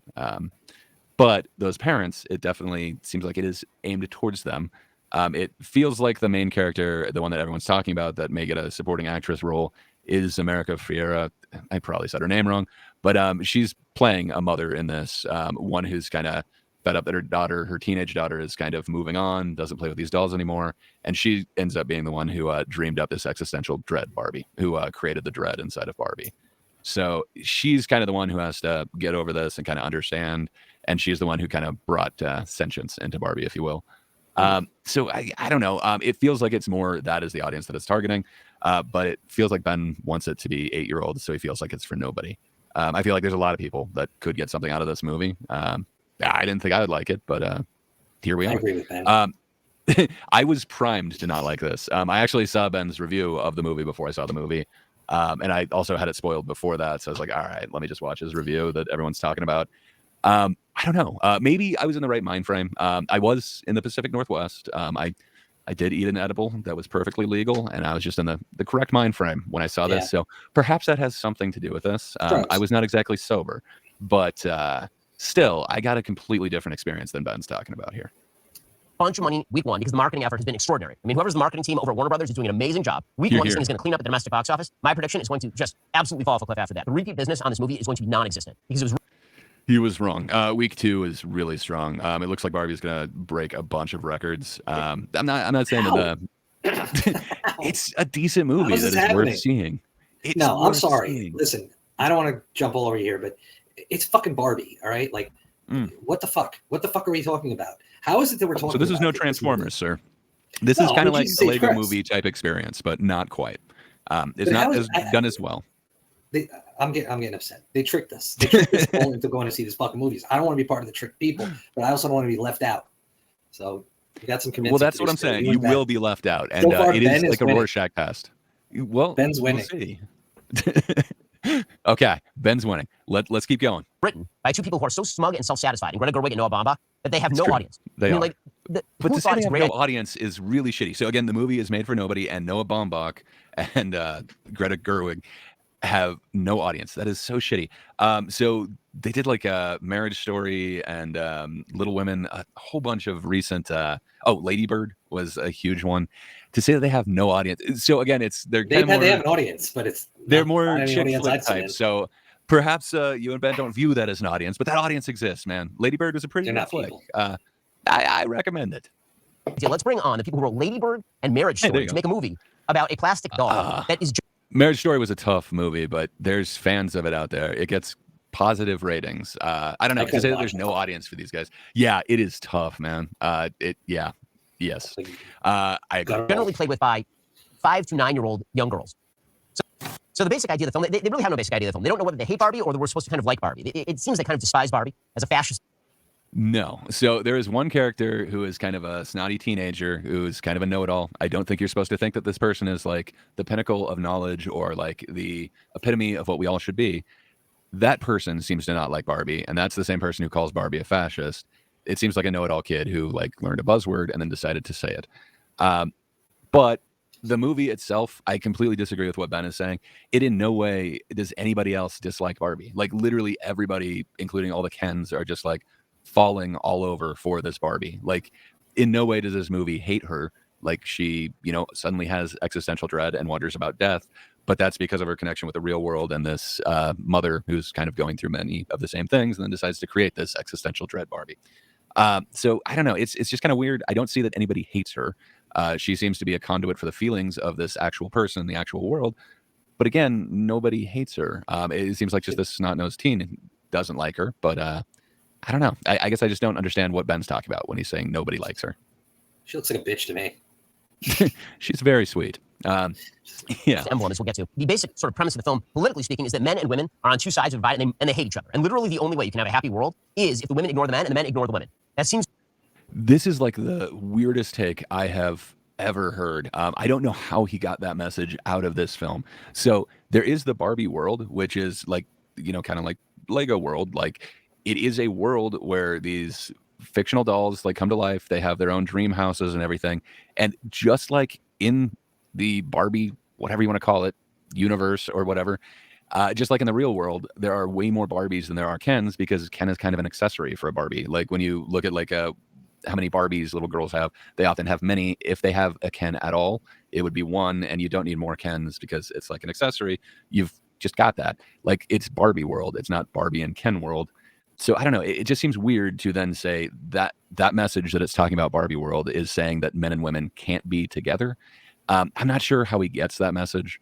Perhaps I'm being super dense and missing something about that. Because then there's the real world, which I'm saying the real world, where in this real world, dolls can just pass into it and then come to life. There's also Scooby-Doo-esque like door sequence. The executives are chasing after Barbie in the real world, and they are literally not trying to catch her. They're going in every which way. It looks like one of those Scooby-Doo door sequences where they're all like running in and out. It's so over the top. That doesn't seem like a real world translation. The board of Mattel in that world is all men. When you look at it in the real world, the creator of Barbie was a female. She was the head of the corporation for like 30 years. Like half of the CEOs, executives right now are women. It just doesn't seem like a great allegory for the real world. It seems like it is a fictional version of the real world where everything is heightened and stuff. But to me, that's not saying that this is how it should be, like in Barbie world, and the real world is the opposite of that. But it does seem like they're doing a parallel where in the real world, it is more of a patriarchy, and in Barbie world, it is a matriarchy. But I don't see that either of those are supposed to represent the perfect world or be an allegory for our world. I don't know. So when he's saying this, like, I just don't get that men and women need to be separate. I don't get where he's coming from with that. I wish he kind of explained it more in his the message that this movie is trying to get. Like, where did he come up with that message in it? That's kind of what I mean by like the Rorschach test. I believe he's bringing that lens to it, and he kind of expresses that with some of his later, some of the next criticism. To be the final outcome of this film. And at this point, she receives a lecture from the teenage girl about how Barbie has ruined the world and actually is fascist. How Barbie is a sexualized capitalistic emblem. How Barbie has created unattainable feminine ideals. How Barbie is ruining the planet with rampant consumerism. You get like this full lecture right in the middle of the film. It's truly awful. It's truly awful. She's called a fascist. By the way, it only sets up the only good line of the film. Truly, in my opinion, there's one good line in the film, and that is where Barbie is trying to contemplate whether she's fascist or not. And she says, I don't control the railways or the flow of commerce. Now, there's another one.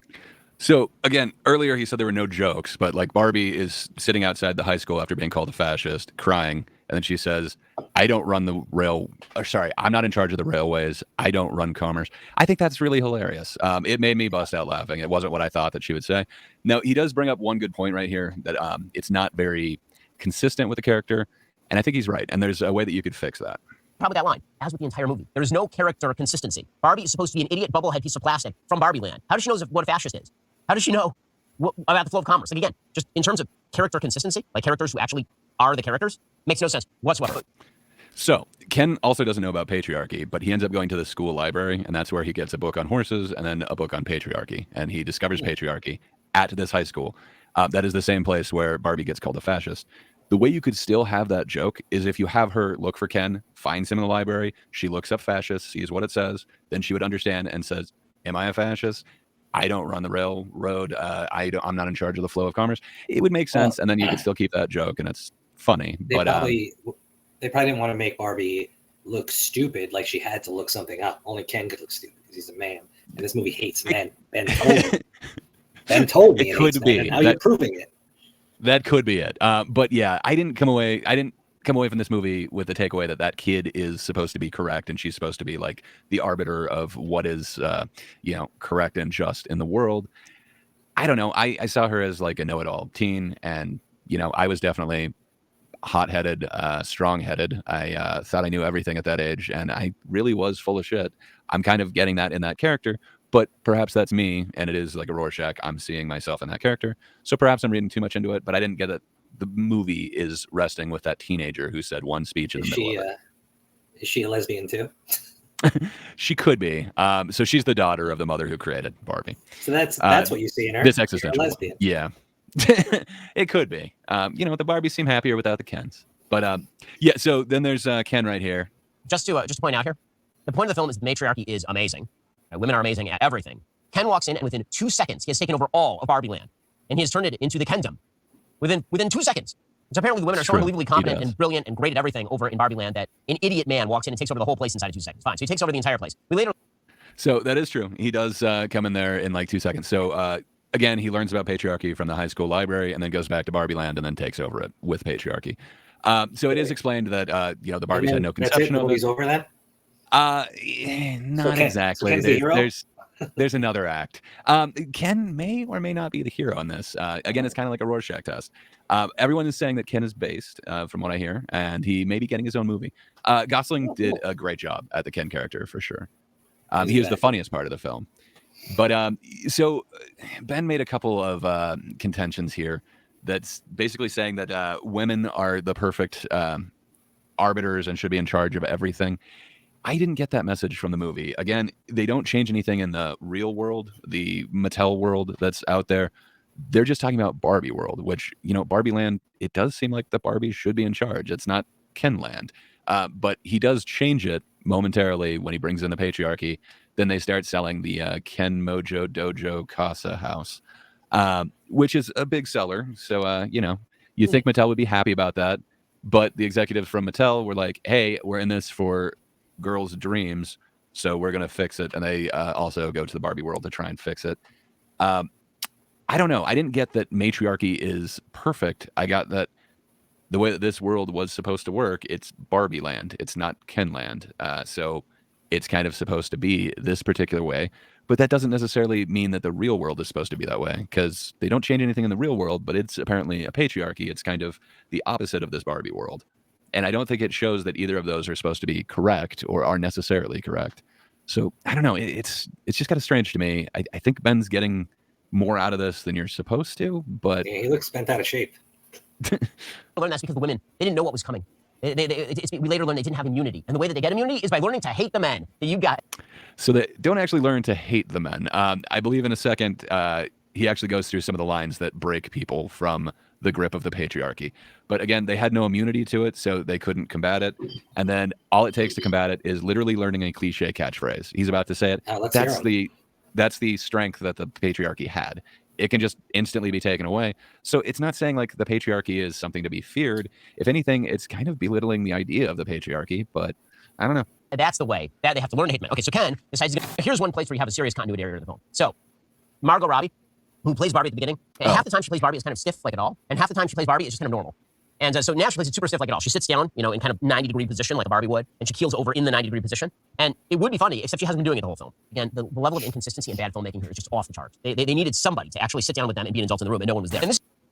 So I feel like that is also super uncharitable. So in the start of the film, she is playing it like a doll, and then she gets that existential dread, and there is kind of like a comedic part. Instead of her feet being like Barbie feet, like high heel feet, all of a sudden she has flat feet. She goes down to like a normal human's feet.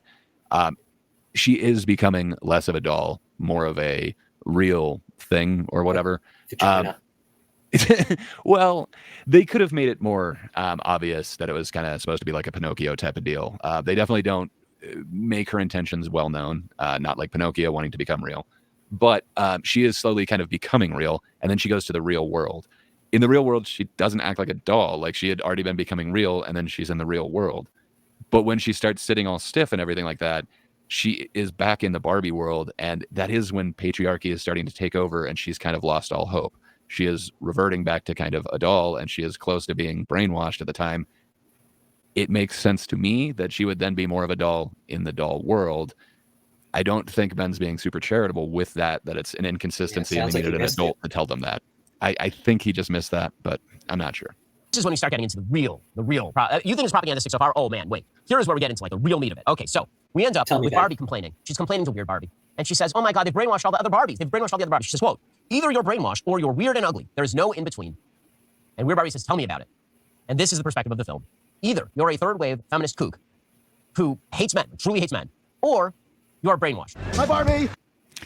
I don't know that that's really what the film thinks. I could understand how he could get that message from it. Barbie literally says that to Weird Barbie, and then Weird Barbie is like, yeah. But Barbie had just gone through like super depression. She had just seen that Ken has taken over everything, patriarchy has taken over, and all of her friends have been brainwashed. Then she literally like went half brainwashed and then just came out of it. That's when she said, either you're brainwashed or you're ugly. Now, it could be somebody who's in like a depressed state saying that. It might not necessarily be the message of the film. It might just be one character in the film saying that, and then another character agreeing with it. I don't know. I didn't get the message from the film that either you're brainwashed or you're ugly. I don't know. I know that she says that at one point, but I don't know. It feels weird to say that that is what this film is trying to say. Perhaps I'm being naive. Hi, Ken. There's no in between. There's no actual relationship between men and women. There can't be any sort of fulfilling relationship between men and women. There are no decent males in the entire film. All the men are garbage. The only man who even appears mildly is America Ferrera's husband, who's just kind of a joke. He's forgetting about Alan. Alan was awesome. Alan is based. So, yeah, it's not really the Ken movie, though. It's about Barbie, and it's about the mother and daughter who kind of created Barbie. I don't know. It's not really a Ken movie. And I'd say that some of the executives aren't actually that bad. There are some decent male figures in this movie. And Ken himself isn't that bad, even though he tried to bring about patriarchy. He was being oppressed at the time. I could definitely understand the urge to change the oppression. He's there for literally 10 seconds in the film making jokes about how he can't speak Spanish. That's his whole role in the film. Every other man is a piece of shit in the film. Everyone. And so this is the perspective of the film when you come right down to it. Either you are brainwashed or you are weird and ugly. And Barbie's like, yeah, that's what Barbie says. I mean, the only decent male is Alan, who apparently wants to wear pink and probably is supposed to be gay. I mean, I think it's supposed to be pretty clear from the film. Although, really, the take of the film is that all the Kens are gay. That's really the take of the film, is that it's all homoerotic kind of stuff. Let's be off. Take of the film is that...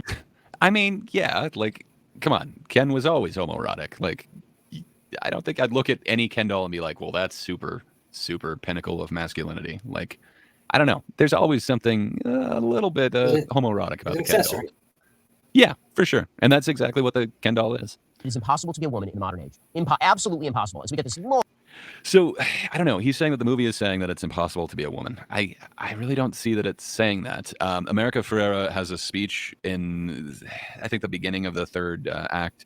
It's not a great speech. It's a bit cringe, but I don't know. So I actually had kind of the same impression that I then saw that Ben had a debate with a female Ben Shapiro, Brett Cooper, and she actually had a lot of my same opinion on this. So I'm going to go ahead and let this play, and she'll actually make the argument. Long speech of America Ferrera talking about how it's so difficult to be a woman. They want us to be this way, but not that way. They want us to be thin, but they don't want us to say that we're thin. They want us to earn money, but they don't want us to earn money. They want us to do this, and they don't want us to do that. They want us to answer for men's bad behavior, but they don't want us to offend men. They want us to do this, and they don't want us... Oh my God, it's so difficult to be a woman. So the same tried bullshit that they've been propagating in every new wave feminist film for the last 45 years in the United States is now essentially telescoped into this one speech from America Ferrera, including a few cutaway shots of Margot Robbie looking up adoringly at America Ferrera. She explains that it's super hard to be a woman. It's so... So this is when Margot Robbie is half brainwashed, and it's what gets her out of the brainwash when she feels defeated and is going to let the patriarchy take over.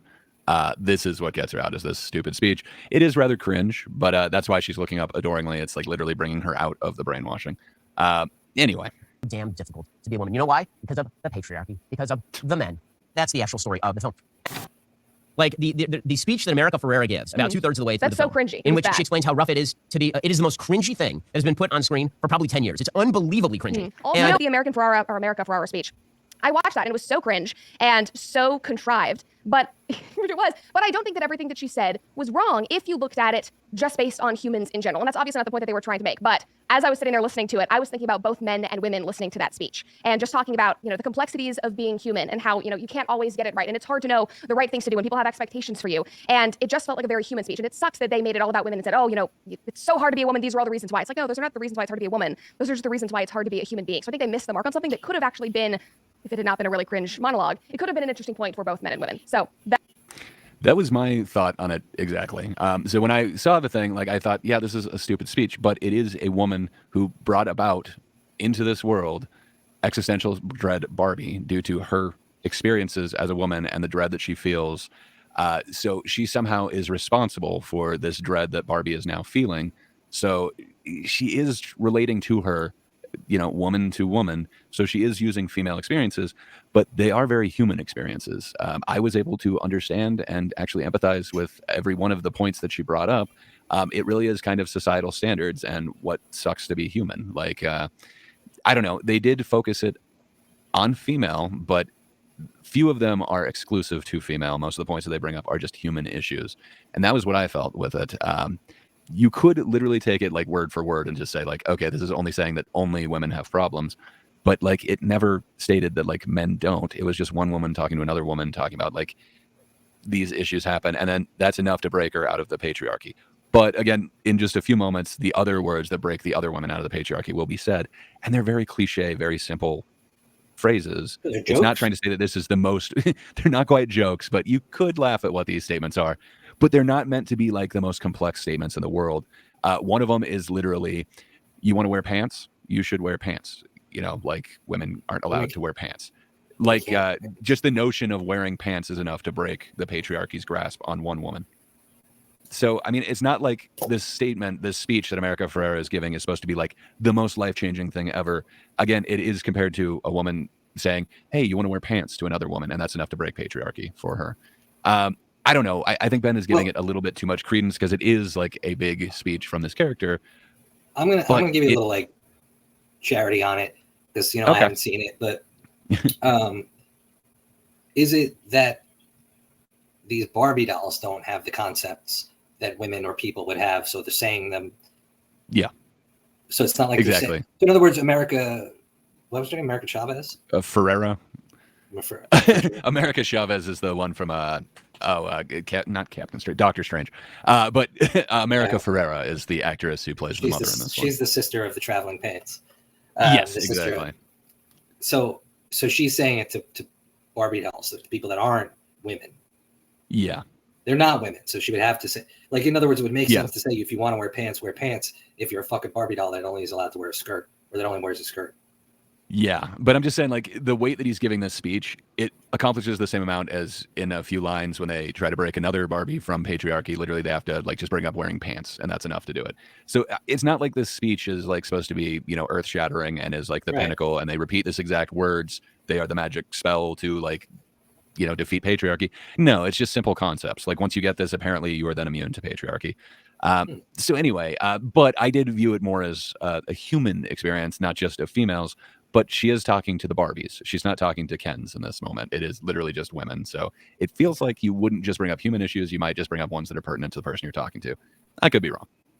That is where I rest my case on that monologue. No, I think that was part of the plot that felt not very thought out because it was all up and down. And I absolutely agree with you that everybody was unhappy. And that was one of the more endearing parts of the film for me because, Ken found that, this patriarchy that he brought into Barbie Land or whatever was not actually fulfilling. And that was not actually, fixing anything in his life. Barbie was not happy once she had seen the real world and had, then restored patriarchy in Barbie Land. And even after that had happened, she wasn't happy. And I think the most endearing part for me, even though the ending was way too long and the part with Ruth Handler, who's the creator of Barbie, was very, very weird. That white room was very, very odd. But I did think it was endearing that even after the perfect matriarchy in Barbie Land had been restored, Barbie then chose to go to the real world, which is apparently a patriarchy. And I think to me as a viewer, I looked at that and I went, oh, she's choosing the human experience. She's choosing to live in a world that maybe is not perfect because our world is not perfect. And that's the thing. She could have stayed in Barbie Land, which is perfect. Everything is just perfect. So to me, it was, again, a humanizing story. They chose, okay, there will be suffering, there will be hard times, and there are, bad people. In fact, she's going to a patriarchy. She's choosing to live in that. I don't know. To me, that's not saying that, the perfect world is a matriarchy. I don't get a lot of Ben's assertions on this. I think he's bringing a lot of himself into this. Yeah. But I don't know. He's got some statements coming up that kind of make me question. Seriously, we'll get to I thought that was interesting. I don't know what your take is on that, but I walked away from that even though the ending would drug on for way too long. I left thinking, okay, maybe that was something that was kind of redeeming and that I could, appreciate. I thought you had a good Again, point the idea there. here is very simplistic. Men versus women. Battle royale. And that's what this literally turns into, a battle royale between the women and the men. But really, it's about getting the men to fight each other. They bring all the Barbies one by one. They distract them. They bring the Barbies in one by one. And they unbrainwash them. How do they unbrainwash them? Well, they tell them truths. Like, any power you have must be masked under a gimmick. One of them says, we have to reject men's advances without damaging their ego. And then my very favorite, do you want some pants? Because that's really what this is about, is women really, really want to wear pants. That demonstrates the power of the patriarchy is that men really don't want women to wear pants, and women really, really want. Finally, the women. So again, like those are the same things that like is the comparison to America Ferrera's speech. Like they do the same thing. They break the patriarchy spell by simply saying these simple words and just saying, do you want to wear pants? I don't know. To me, that's not saying that like this is some amazing speech and you need to listen to it. Like she is just some secretary at the Mattel company. It's not like this is I'm like sorry, the mother America Ferrera, the one who gives the speech. It's not like she's like some feminist studies scholar or something like that who's like been researching this her whole life. Yeah, exactly. But like, she's a regular working person who just says, here are human problems. Is she actually a secretary? Like, is that what they call her in the movie? I think she actually is the secretary, like the one who answers the phone and like takes the meetings and stuff for the executives. But do they refer to her She is the secretary to the executives. So she's pretty high up in secretaryhood, but she's not in those executives. There's something there too. That she's the secretary. Yeah, but not the administrative assistant. It might be administrative assistant. I didn't listen to what the actual title was. I'm sorry. Don't make me have to. I know she is right outside the office of the executives and she handles the phone and like the appointments and stuff. I'm not sure the title, but she's that person. So she's not the secretary that's like at the door. She's the one who's upstairs by the executives. Okay. Just saying, she's an upper. Maybe that was just you. So now they're going to play the ultimate prank. The ultimate prank is that they are going to turn the men against each other. How are they going to turn the men against each other? They're going to turn the men against each other by switching partners. They're going to get together, and Barbie is going to be with Ken, classic Barbie and classic Ken. They're going to be together, but then they're going to move on to the other Kens, and the Kens are going to start fighting each other over the ladies because they're going to switch over. Now, not to put too fine a point on this, but this makes no sense at all. Because guess what would happen if a bunch of beautiful women decided to switch to other men simultaneously? You know what the men would do? They would throw a party. Would they? Okay, so your soulmate, your partner in life, if they just decide to leave you, but at the same time, somebody who's equally as hot like comes over and decides they want to be your partner, is everything just cool, or is there possibly some baggage from that? Like Ben seems like it would be cool and there'd be a party. I'm just saying, like, if my girlfriend leaves and then some other girl comes over, I'm not gonna be like, oh well, this is cool. Even Stevens, I'm gonna be like, what the hell? What just happened there? Like, what? I don't know. I wouldn't be high-fiving everybody. I understand, like on paper, you're just moving numbers, but yeah. What if you're the Ken that gets the weird one? I don't know. Like, what if you move over one and you get the trans Barbie? Well, does Ben like truly value his doctor wife? Like, is their relationship more than just she's kind of hot, and if somebody else hot came over, then it would be just fine? Like, I don't know. It's kind of weird. Yeah, I don't know. Weird take, Ben. Do a musical number. What does any of this have to do with the plot? Nothing. Literally nothing. It's just a 15-minute digression because they wanted to insert a crappy musical number with not particularly good dancing. Okay. First off, it was a good musical number and it had some really good dancing. I am generally not a fan of a lot of dancing. I really liked this. It spoke to me. I enjoyed the Ken dance quite a lot. I got to say, Ben, you're wrong on this one. Ken did great.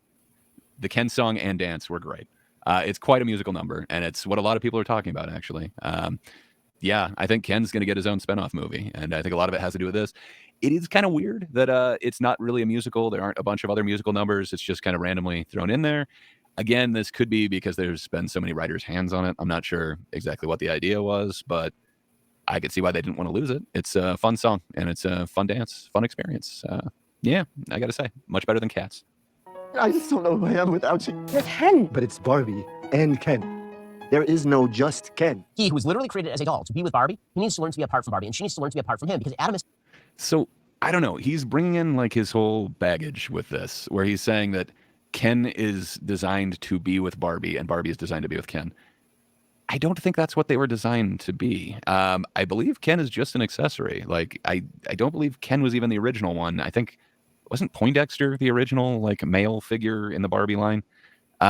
Anyway, it came much later, and it's always been kind of an accessory. It's not the thing that completes Barbie. It's not the missing half. I don't know. I think Ben is bringing that baggage into this. I think he's assuming what a Ken is supposed to be. And I think it's kind of a cool message. Be announcing a divorce any day now. Well, it's kind of a cool message. So Ken is saying, but it's Barbie and Ken. And then she explains, you know, like, I don't want to be with you, essentially. But she still likes him, just not like that. And he learns that he is Kenough. He learns to really accept himself. That's kind of a cool message that, you know, maybe you shouldn't base your worth on somebody else. Like, you really should, you know, maybe come up with your own meaning and everything, not have your meaning be somebody else and your life be a part of, not a part, but be dedicated to somebody else. You know, some self-exploration and actualization isn't a bad thing. And Ken seems to find who his self is, and he seems to be true to himself. I think Ken was a based character in this. He goes on a journey, a much more complete journey than the Barbie character, and I think he's going to get his own movie soon. So I'm looking forward to that. I'll go see that movie. It's going to be a good movie. I think there's going to be at least one musical number in it. Hopefully, you know, Ben likes the dancing in that one. I don't know. Everyone's a critic. Isolation and loneliness is the best way to find fulfillment, ladies and gentlemen. It'll be best for Ken if he never sees Barbie again. It'll be better for Barbie if she never sees Ken again. I didn't get that isolation is the only way to find fulfillment, but your fulfillment shouldn't rely on somebody else. Perhaps you should work on yourself and learn that you yourself, you know, aren't dependent on somebody else to be happy. That was the message I got from the Ken thing, but I don't know. He got a different message, so I could be wrong. Secular humanism is at its finest. We've reached the apotheosis. Men and women don't belong together. They belong very, very much apart. I don't know. I didn't get that men and women belong apart. What I got was Barbie and Ken were not designed to always be together. They are not the thing that makes the other one whole. Ken seems to be finding himself and enjoying his kendom. He is Kenough now. And Barbie is not content. So she decides to become real. And she goes on a different journey. And that doesn't include Ken. That doesn't mean that a journey by yourself is the pinnacle of happiness or apotheosis, as he's saying. I don't know. I just I don't get that that's what the message the movie was trying to convey is, but I don't know. I would like to hear his take on like La La Land or what's the other one that's kind of like that. It just seems like there's kind of like a similar message. I'm assuming he's also reading a lot into that, but yeah, I guess let's hear the last little part. And so we learned that men and women are supposed to be separate. They're not supposed to be together. And that maybe the matriarchy will allow the men not to be on the Supreme Court of Barbie Land, but maybe they can get some lower circuit court judgeships. So in the matriarchy of Barbie Land, one of the Kens asked if they could be on the Supreme Court, and they say no, but maybe we can give you one of the lower jurisdiction courts. I don't know. And then they say that one day the Kens might get equal representation to that women have in the real world. Again, not referring to our world, but the real world in this fictional story. I don't know. He seems to be making a bunch of leaps, like men and women are supposed to be alone. I don't know. I never got that Barbie is supposed to be alone. I just got that she has woken up and that bell can't be unrung. She realizes that there is a real world out there and she's can't woke. Go back to, I don't know if I'd say woke. So in Adam and Sitch and Doomer's debate, Doomer kind of brought up that it's like a child, going into adulthood. Like you can't go back to childhood. So you could use woke there again, depending on what definition you're going to use of woke. Yeah, it would totally work in that application. Like once you're awake, can you really go back to sleep? It would be hard. And that's kind of what I'm seeing in this, but that doesn't mean that she is forever going to be alone or no person should be with her. She is changing, and that Ken isn't changing in that same way. He's not becoming a man, or becoming a human. So I don't know. It does seem like that part of the journey she's going on alone, but I don't get that means that all men and women should be apart. Like nobody else in the movie is separated. And from the start, they've established that Barbie and Ken were not really together. Ken wants to be with Barbie, but she never liked him. So I don't know. It's just weird. I don't get it. Like he's extrapolating like what all men and women should do from this one relationship between two dolls in this fictional movie. To me, I feel like that's reading too much into this one relationship, but maybe I'm not reading enough into it. I could be wrong. Is what we learned. And we learned one day the Kens might have as much power and influence in Barbie world as women have in the real world. Because, of course, women are again, just absolutely subjugated in the real world. again, the real world is this fictional world where dolls can literally go on a journey and then come into the real world, into existence. So Barbie could exist here. Like, it's not this but the real world is world. it's supposed to be as much of a real world as, say, like the Avengers is the real world in the Avengers. I don't think it's even that realistic, because like you wouldn't get like the executives doing like the Scooby-Doo door gag like in the Avengers real world. Like, to me, it's more fantastical, cartoony than that. But yes, like you're saying, like, yes, I just think it's even more like amped up to the cartooniness. I think so, but like it is very cartoony in a way, and like the sexism and everything is really turned up, and you know, the entire boardroom is meant like the patriarchy is definitely turned up. It seems like a cartoon, like a very amplified version of reality. It's not supposed to be like a biopic of Barbie or anything like that. Instead, it's a very fictionalized two fantasy worlds. One of the worlds just happens to be called the real world because it's not the Barbie world. But I don't think it is a direct one-for-one for our world.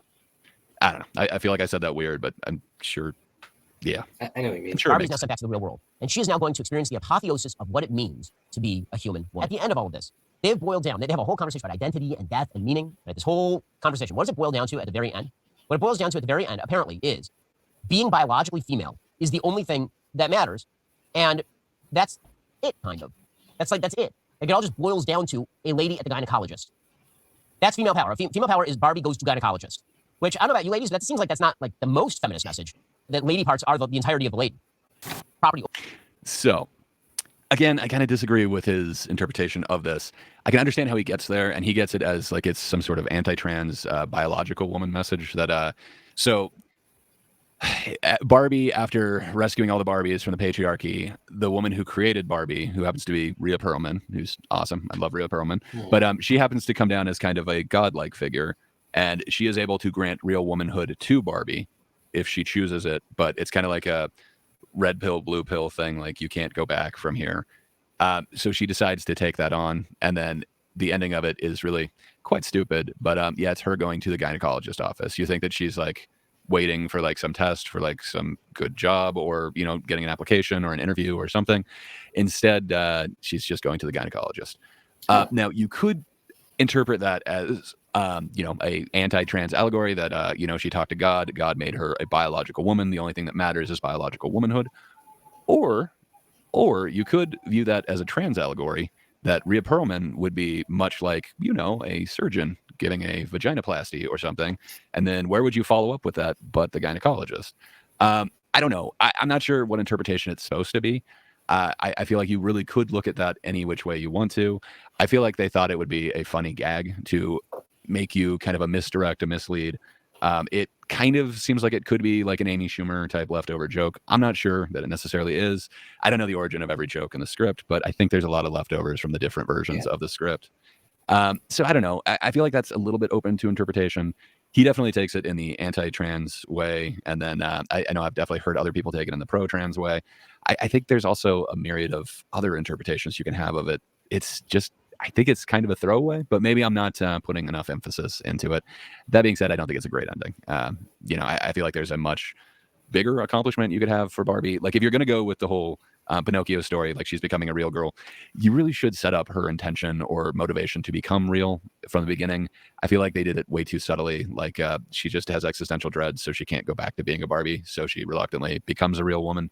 I think, you know, it should be, I know that I could stay back at this, but I choose to come to the real world.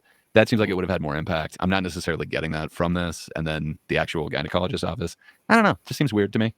So I don't know. Maybe I'm not making the greatest point that you should see this film, but I would like to know your interpretation of it, because a lot of this seems to me like it's up to the viewer to interpret it and to put their own motivation into it. But maybe I am being too charitable to this. Perhaps I'm looking at it way too lightly. I think it's a combination. Sorry, man. Of Ben, that's okay. Of Ben being not charitable enough, and you being way too charitable. Because it might be the in between. From the things that he's saying, I would watch this and I would think the same thing. Like, what the fuck? You know, not all of it. He's definitely reading into some things where I'm like, no, Ben. But there's a couple of things where I'm like, what? Like, for sure. For sure. But here's the thing. Here's the thing that fucking pisses me off about this movie and why I don't want to see it. I feel like whoever fucking made this movie and the executives were like, you know what? Let's just fuck with everyone. And we're going to put layers of bullshit and everything. and we're just everybody's going to argue about this because everybody argues about fucking everything, and it's going to make this movie that would otherwise, if it was released 10 years ago, wouldn't even bat an eye at it. But now they released it, and they put a little tone of this, a little bit of man hating, a little bit of trans, a little bit of woman hating, a little judgmental here, a little touch of this, and next thing you know, everybody's fucking talking about it. And somehow Barbie is the fucking $1 billion movie. But I think they chose just the right tone and just the right like set design, costume design, overall production design, and then they did have the right amount of comedy in there to just barely put it over. Again, I would put it in a 6 out of 10 for me. It's just over the halfway point. It's not a great movie. I'm not going to say it is, but I agree. I was totally primed to go in here hating it. I thought like, okay, this is just going to be like it's just going to be a bunch of talking points. It's going to be ham-fisted. The actual delivery that I got on it was not that. It was actually an enjoyable experience for me. So I think you might be pleasantly surprised, but then again, I could be wrong. Again, I liked Velma, so I am in the rare minority on that. I just think it is not the worst Scooby-Doo property to come out, and anyone who had anything to do with Scrappy-Doo should be ashamed of themselves, and they know that they actually made the worst Scooby-Doo product out there. But yeah, fight me in the comment section. Let's go at this.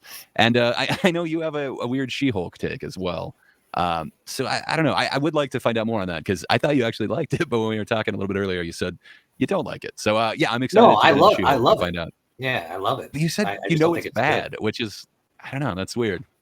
So yeah, I want to pick your brain on that because I want to understand because I don't think this is bad. I don't think it's great. I think it's just like okay. Like when you mentioned Free Guy, I think that's the perfect one. It's like it wasn't bad, it wasn't great. It was just kind of a little. Yeah, I wouldn't say it was good, but it was a little bit more good than it was bad, in my opinion. And maybe I'm being too lenient on movies because I've seen a lot of bad ones lately. But I don't know. I was expecting to truly hate this, and I kind of liked it. It was an enjoyable experience. So I think Ben's almost done, and then I've got kind of the opposite take that Ben has on this. We hate the property. In the real world, the patriarchy rules. Men are really bad. Women need to separate off from men and hate men in order to be unblinded to the patriarchy, and then they can overthrow. I don't get that. Like, no, if they just knew so they call it the cognitive dissonance of being a woman in the patriarchy would make you aware of it, aware of the false consciousness and break it. So that is a lot of buzzwords, but essentially, like, if you're aware of this, it holds no power over you. It makes kind of some sense in this doll world that it never had this before, but I don't get why he keeps going to men must be separated from women. The only reason why they separated was the men were trying to take over and they had brainwashed the women, so they were trying to unbrainwash the women. But they did that by using other. At the end? No, they do, but the Kens go back to being Kens. They're accessories. The Barbie dream houses are owned by the Barbies, so Kens don't have houses. They don't really have jobs. They're just Kens. They're accessories. They are second-class citizens, but they're not humans. They're dolls. They're literally Ken dolls. It's not an allegory for the real world. So I don't know. I don't agree with some of the loading that he's doing with some of these. Like, yes, there is that whole patriarchy thing, but it's super easy to defend. Like, again, once you say, don't you want to wear pants? You are now no longer under the illusion of patriarchy. I don't know. It's weird. The patriarchy and create paradise. That is the thesis of the film. Last comment. Out of 10 Barbies, how many Barbies? 10 out of 10 being good. The answer is negative all the Barbies. Negative all of them. I honestly, just as a piece of film, this sucker goes in like my bottom 10 ever. Ever. It is that bad. Not just because of the politics, because the plot makes no sense, because the writing makes no sense, because the acting half the time makes no sense. The entire film is a dog's vomit. It is a dog's breakfast of film. So yeah, I'm gonna go with negative infinity Barbies. Okay, so he's saying the writing makes no sense. There are parts of the writing that could be clearer. There are a few plot holes and everything. I totally agree. The writing could be better. He's saying the acting could be better. The acting doesn't make sense. I disagree. I really liked all the performances. Nobody's performance took me out of this. I feel like Ryan Gosling's definitely going to get nominated for this. America Ferrera or whatever is going to probably get nominated as well. Ferrera. Sorry, I am horrible with my R's today. Ferrera. So yeah, I don't know. It just seems a little... It seems like he's being intentionally low on this. I'm guessing for the meme's sake, negative infinity Barbies. It really is not the worst movie ever. I would be interested to find out if you think it's negative 1 million when you see it, or if you'd find it closer to like a 5 or a 6. Someone we know has even ranked it higher than that. Wow. I don't know. Vincent didn't tell me exactly what he ranked it at, but he said he ranked it higher than me. So I'd be interested to hear his opinion on it too. But yeah, so I kind of wanted to bring up the Ben Shapiro take on it because not only was it kind of going super viral. Again, we took a week off, so it would have been nice to get to this like a week ago. But it's been going super viral. And then I've seen kind of the opposite take than he had. And, we have also been accused of only going after the left or whatever. So when I saw this take that I really disagreed with Ben on, I wanted to kind of explain why I disagree with Ben. But yeah, there are others that had really bad takes. Is that bad? If 10 out of 10 Barbies is like and I the only stereotypical grabbed Barbie, this is one Barbie head additional atop take. the robot body made by the weird kid from Toy Story 1. No, it's just so bizarre. Fair All these guys who, like, obviously they aren't the target audience for Barbie, and they're going there and they're hating on it. It's kind of obvious at this point, but we can break it down even more, because the movie that... What's kind of obvious at this point? The fact that they're going after it because it's like the hottest movie ever right now. Like, you were aware of the Barbenheimer controversy or whatever before they actually came out, right? Like, it feels like there was controversy, news, like everything kind of this, I don't know, quasi-battle, quasi-not battle. Like, it seemed like the Barbie cast was saying, go see Oppenheimer. But I don't know, there was this kind of controversy out in the ether before the movies actually came out, before Ben Shapiro made his video. It seems like they're saying there is one thing that these all have in common, and that's why they didn't like Barbie. I don't know. Is that women? Yes. You don't understand. Well, they have women in over them, into so. the show, so let's go next. Okay, There was so a woman on the screen, here's me literally. breaking down the politics and themes of Barbie, because I'm like, well, All right. So, sorry. This is when Slideshow Bob made his PowerPoint presentation, and he tried to go over all of the, intricacies and themes that were really going on in Barbie. I really disagree with a lot of his take. It is just out there as well. I think this is why, to me, it's kind of a Rorschach test. This is what Bob's bringing to it. And I don't get how he could possibly get this message from it. But yeah, we're almost done with this. I just want to hear him I've seen explain this this. movie. What makes it like man-hating or feminist? The overall theme is that people should learn to accept who they are and be happy with who they are. So, one character does that. Ken learns to be happy with himself and that he is Ken-enough. And he accepts who he is. He is an accessory. He is Ken. And that is enough. Barbie doesn't accept that. Barbie realizes that she isn't enough, and she decides to become a real woman. I don't know how he's getting that the overall theme is that people should learn who they are and accept who they are. She wasn't already real. She talks to God in the form of Rhea Perlman and becomes real. It's weird, but that's not, just accepting who she is. That's the opposite. That's saying, no, I need to be changed, and I need a magical force to change me into this. I don't know. I really don't get that message. Like, is he only thinking of Ken when he wrote that? I really don't understand. I wish he would explain it, but he doesn't. He just says these statements and then moves on. Just be who you are, and there's nothing wrong with that. The movie actually explores a sexist world, except it's a world where men are the second-class citizens. It shows two different worlds. They're both fantasy worlds. One is the Barbie world, which is matriarchy. One is the fictional real world, which is patriarchy. They're kind of the opposite. It's kind of the yin to the yang. It doesn't make the statement that either of them is correct, but it also explores a world where women are second-class citizens.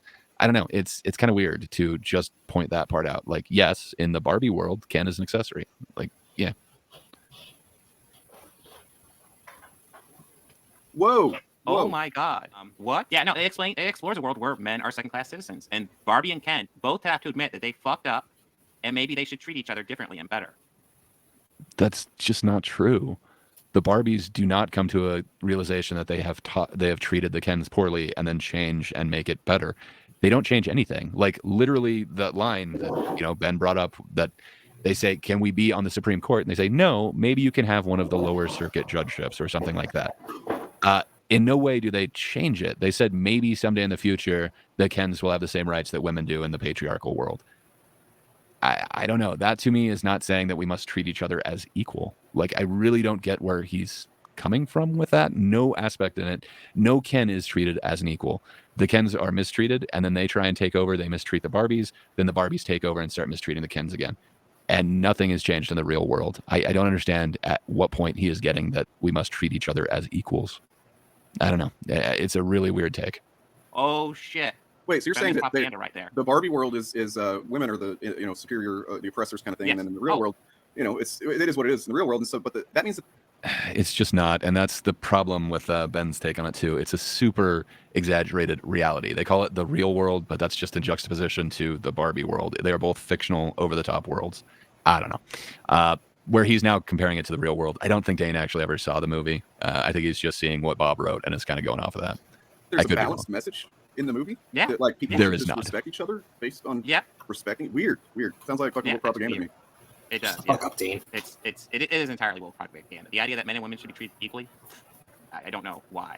Who's gonna make my sandwiches? Man-hating movie. Yeah. Who's gonna make my Hey, I sandwiches? thought Damn it. making a sandwich joke was automatically yeah, no, like sexist. obvious. If you're fine with people being treated equally, the politics of Barbie really shouldn't affect you. I'm not fine with people being treated equally.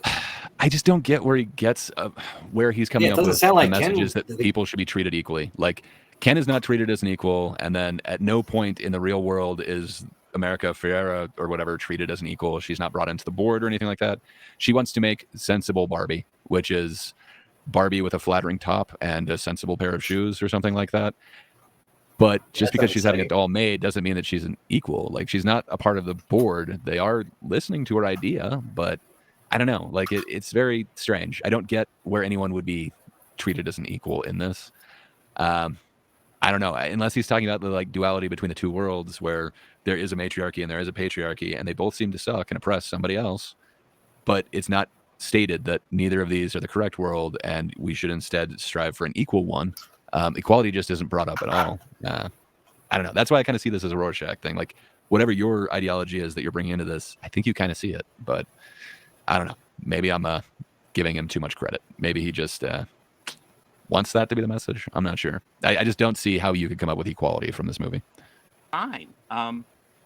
So they're screaming about what I would consider a fairly politically benign movie like Barbie, and then giving Oppenheimer a pass.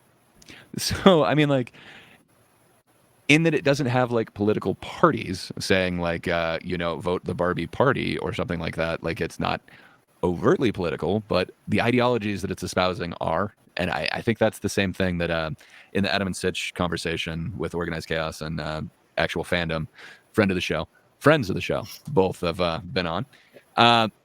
Yeah, when they were having their conversation, they also couldn't understand the political message or ideology embedded in like the She-Hulk thing.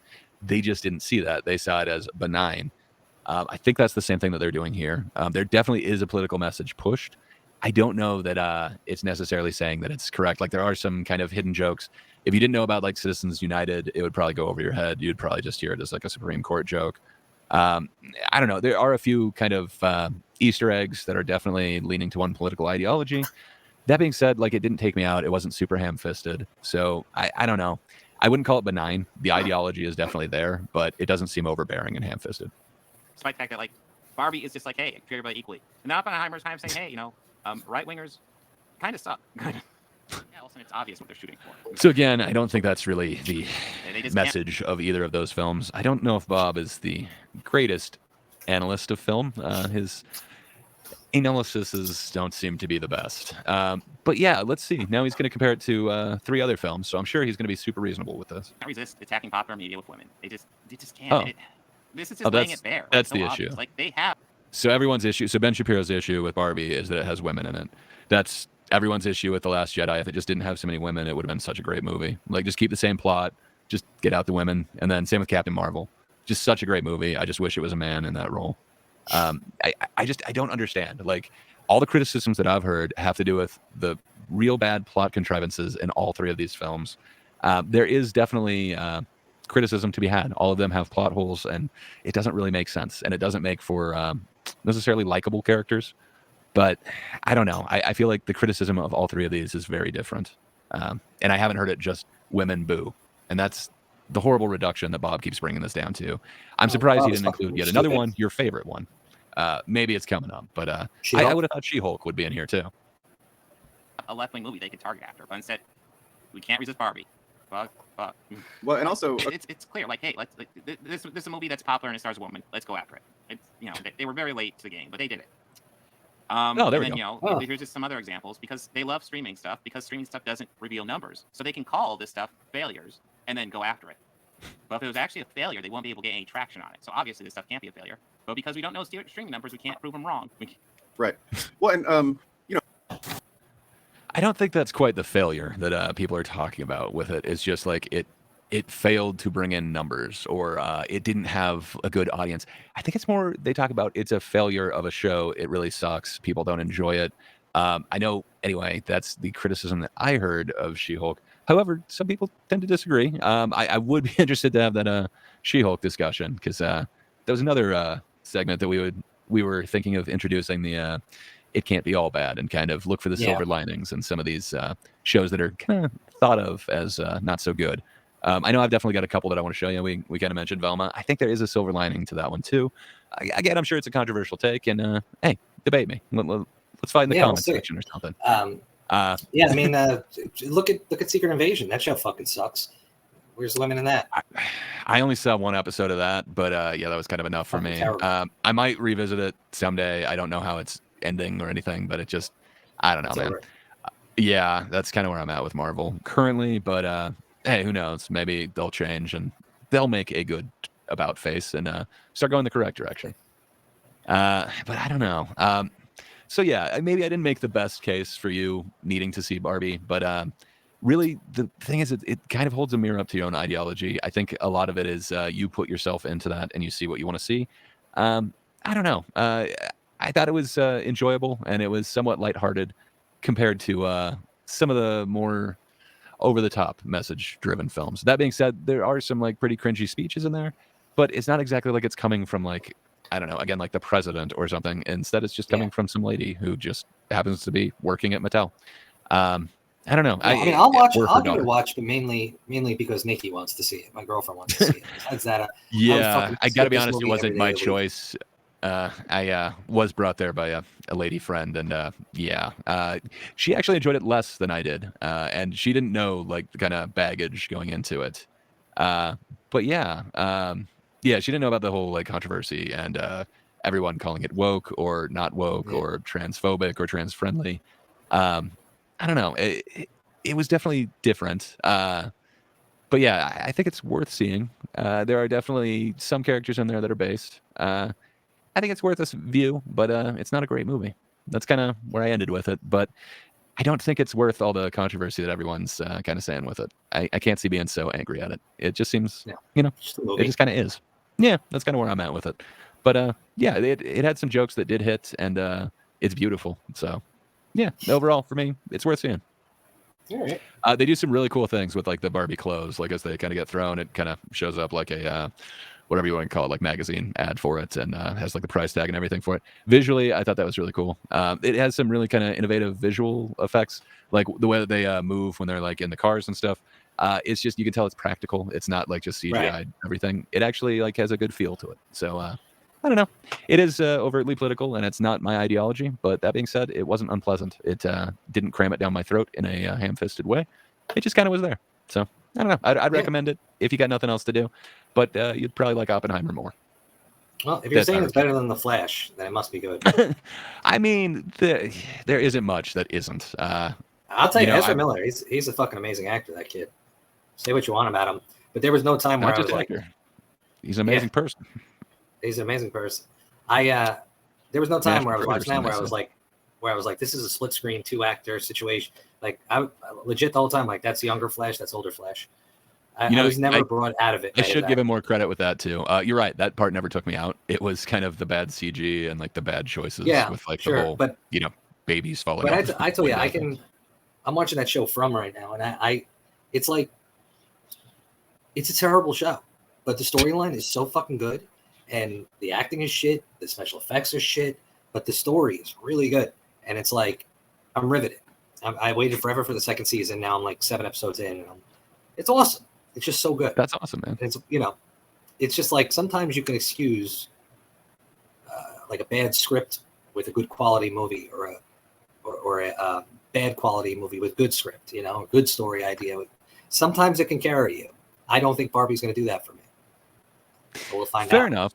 I'm not saying like it's a bad movie with a good story or a good movie with a bad story. I'm just saying, it's worth a see, and I think a lot of people are making a bigger deal about it than they should. I don't know. It seems a little bit. It seems like everyone's being a bit dramatic. Is all I'm saying on this. All right. Well, we kind of went through it. I guess I didn't convince you to see Barbie, but hopefully I've convinced you that everything that everyone's saying about Barbie isn't necessarily true. A lot of what they're saying is what they're bringing to it. I don't know that they're necessarily getting the message of the movie right. I think they're bringing that message from their own I don't know, psyche. They're the ones seeing that message. It's more of a mirror to them. It's an ink blot test, if you will.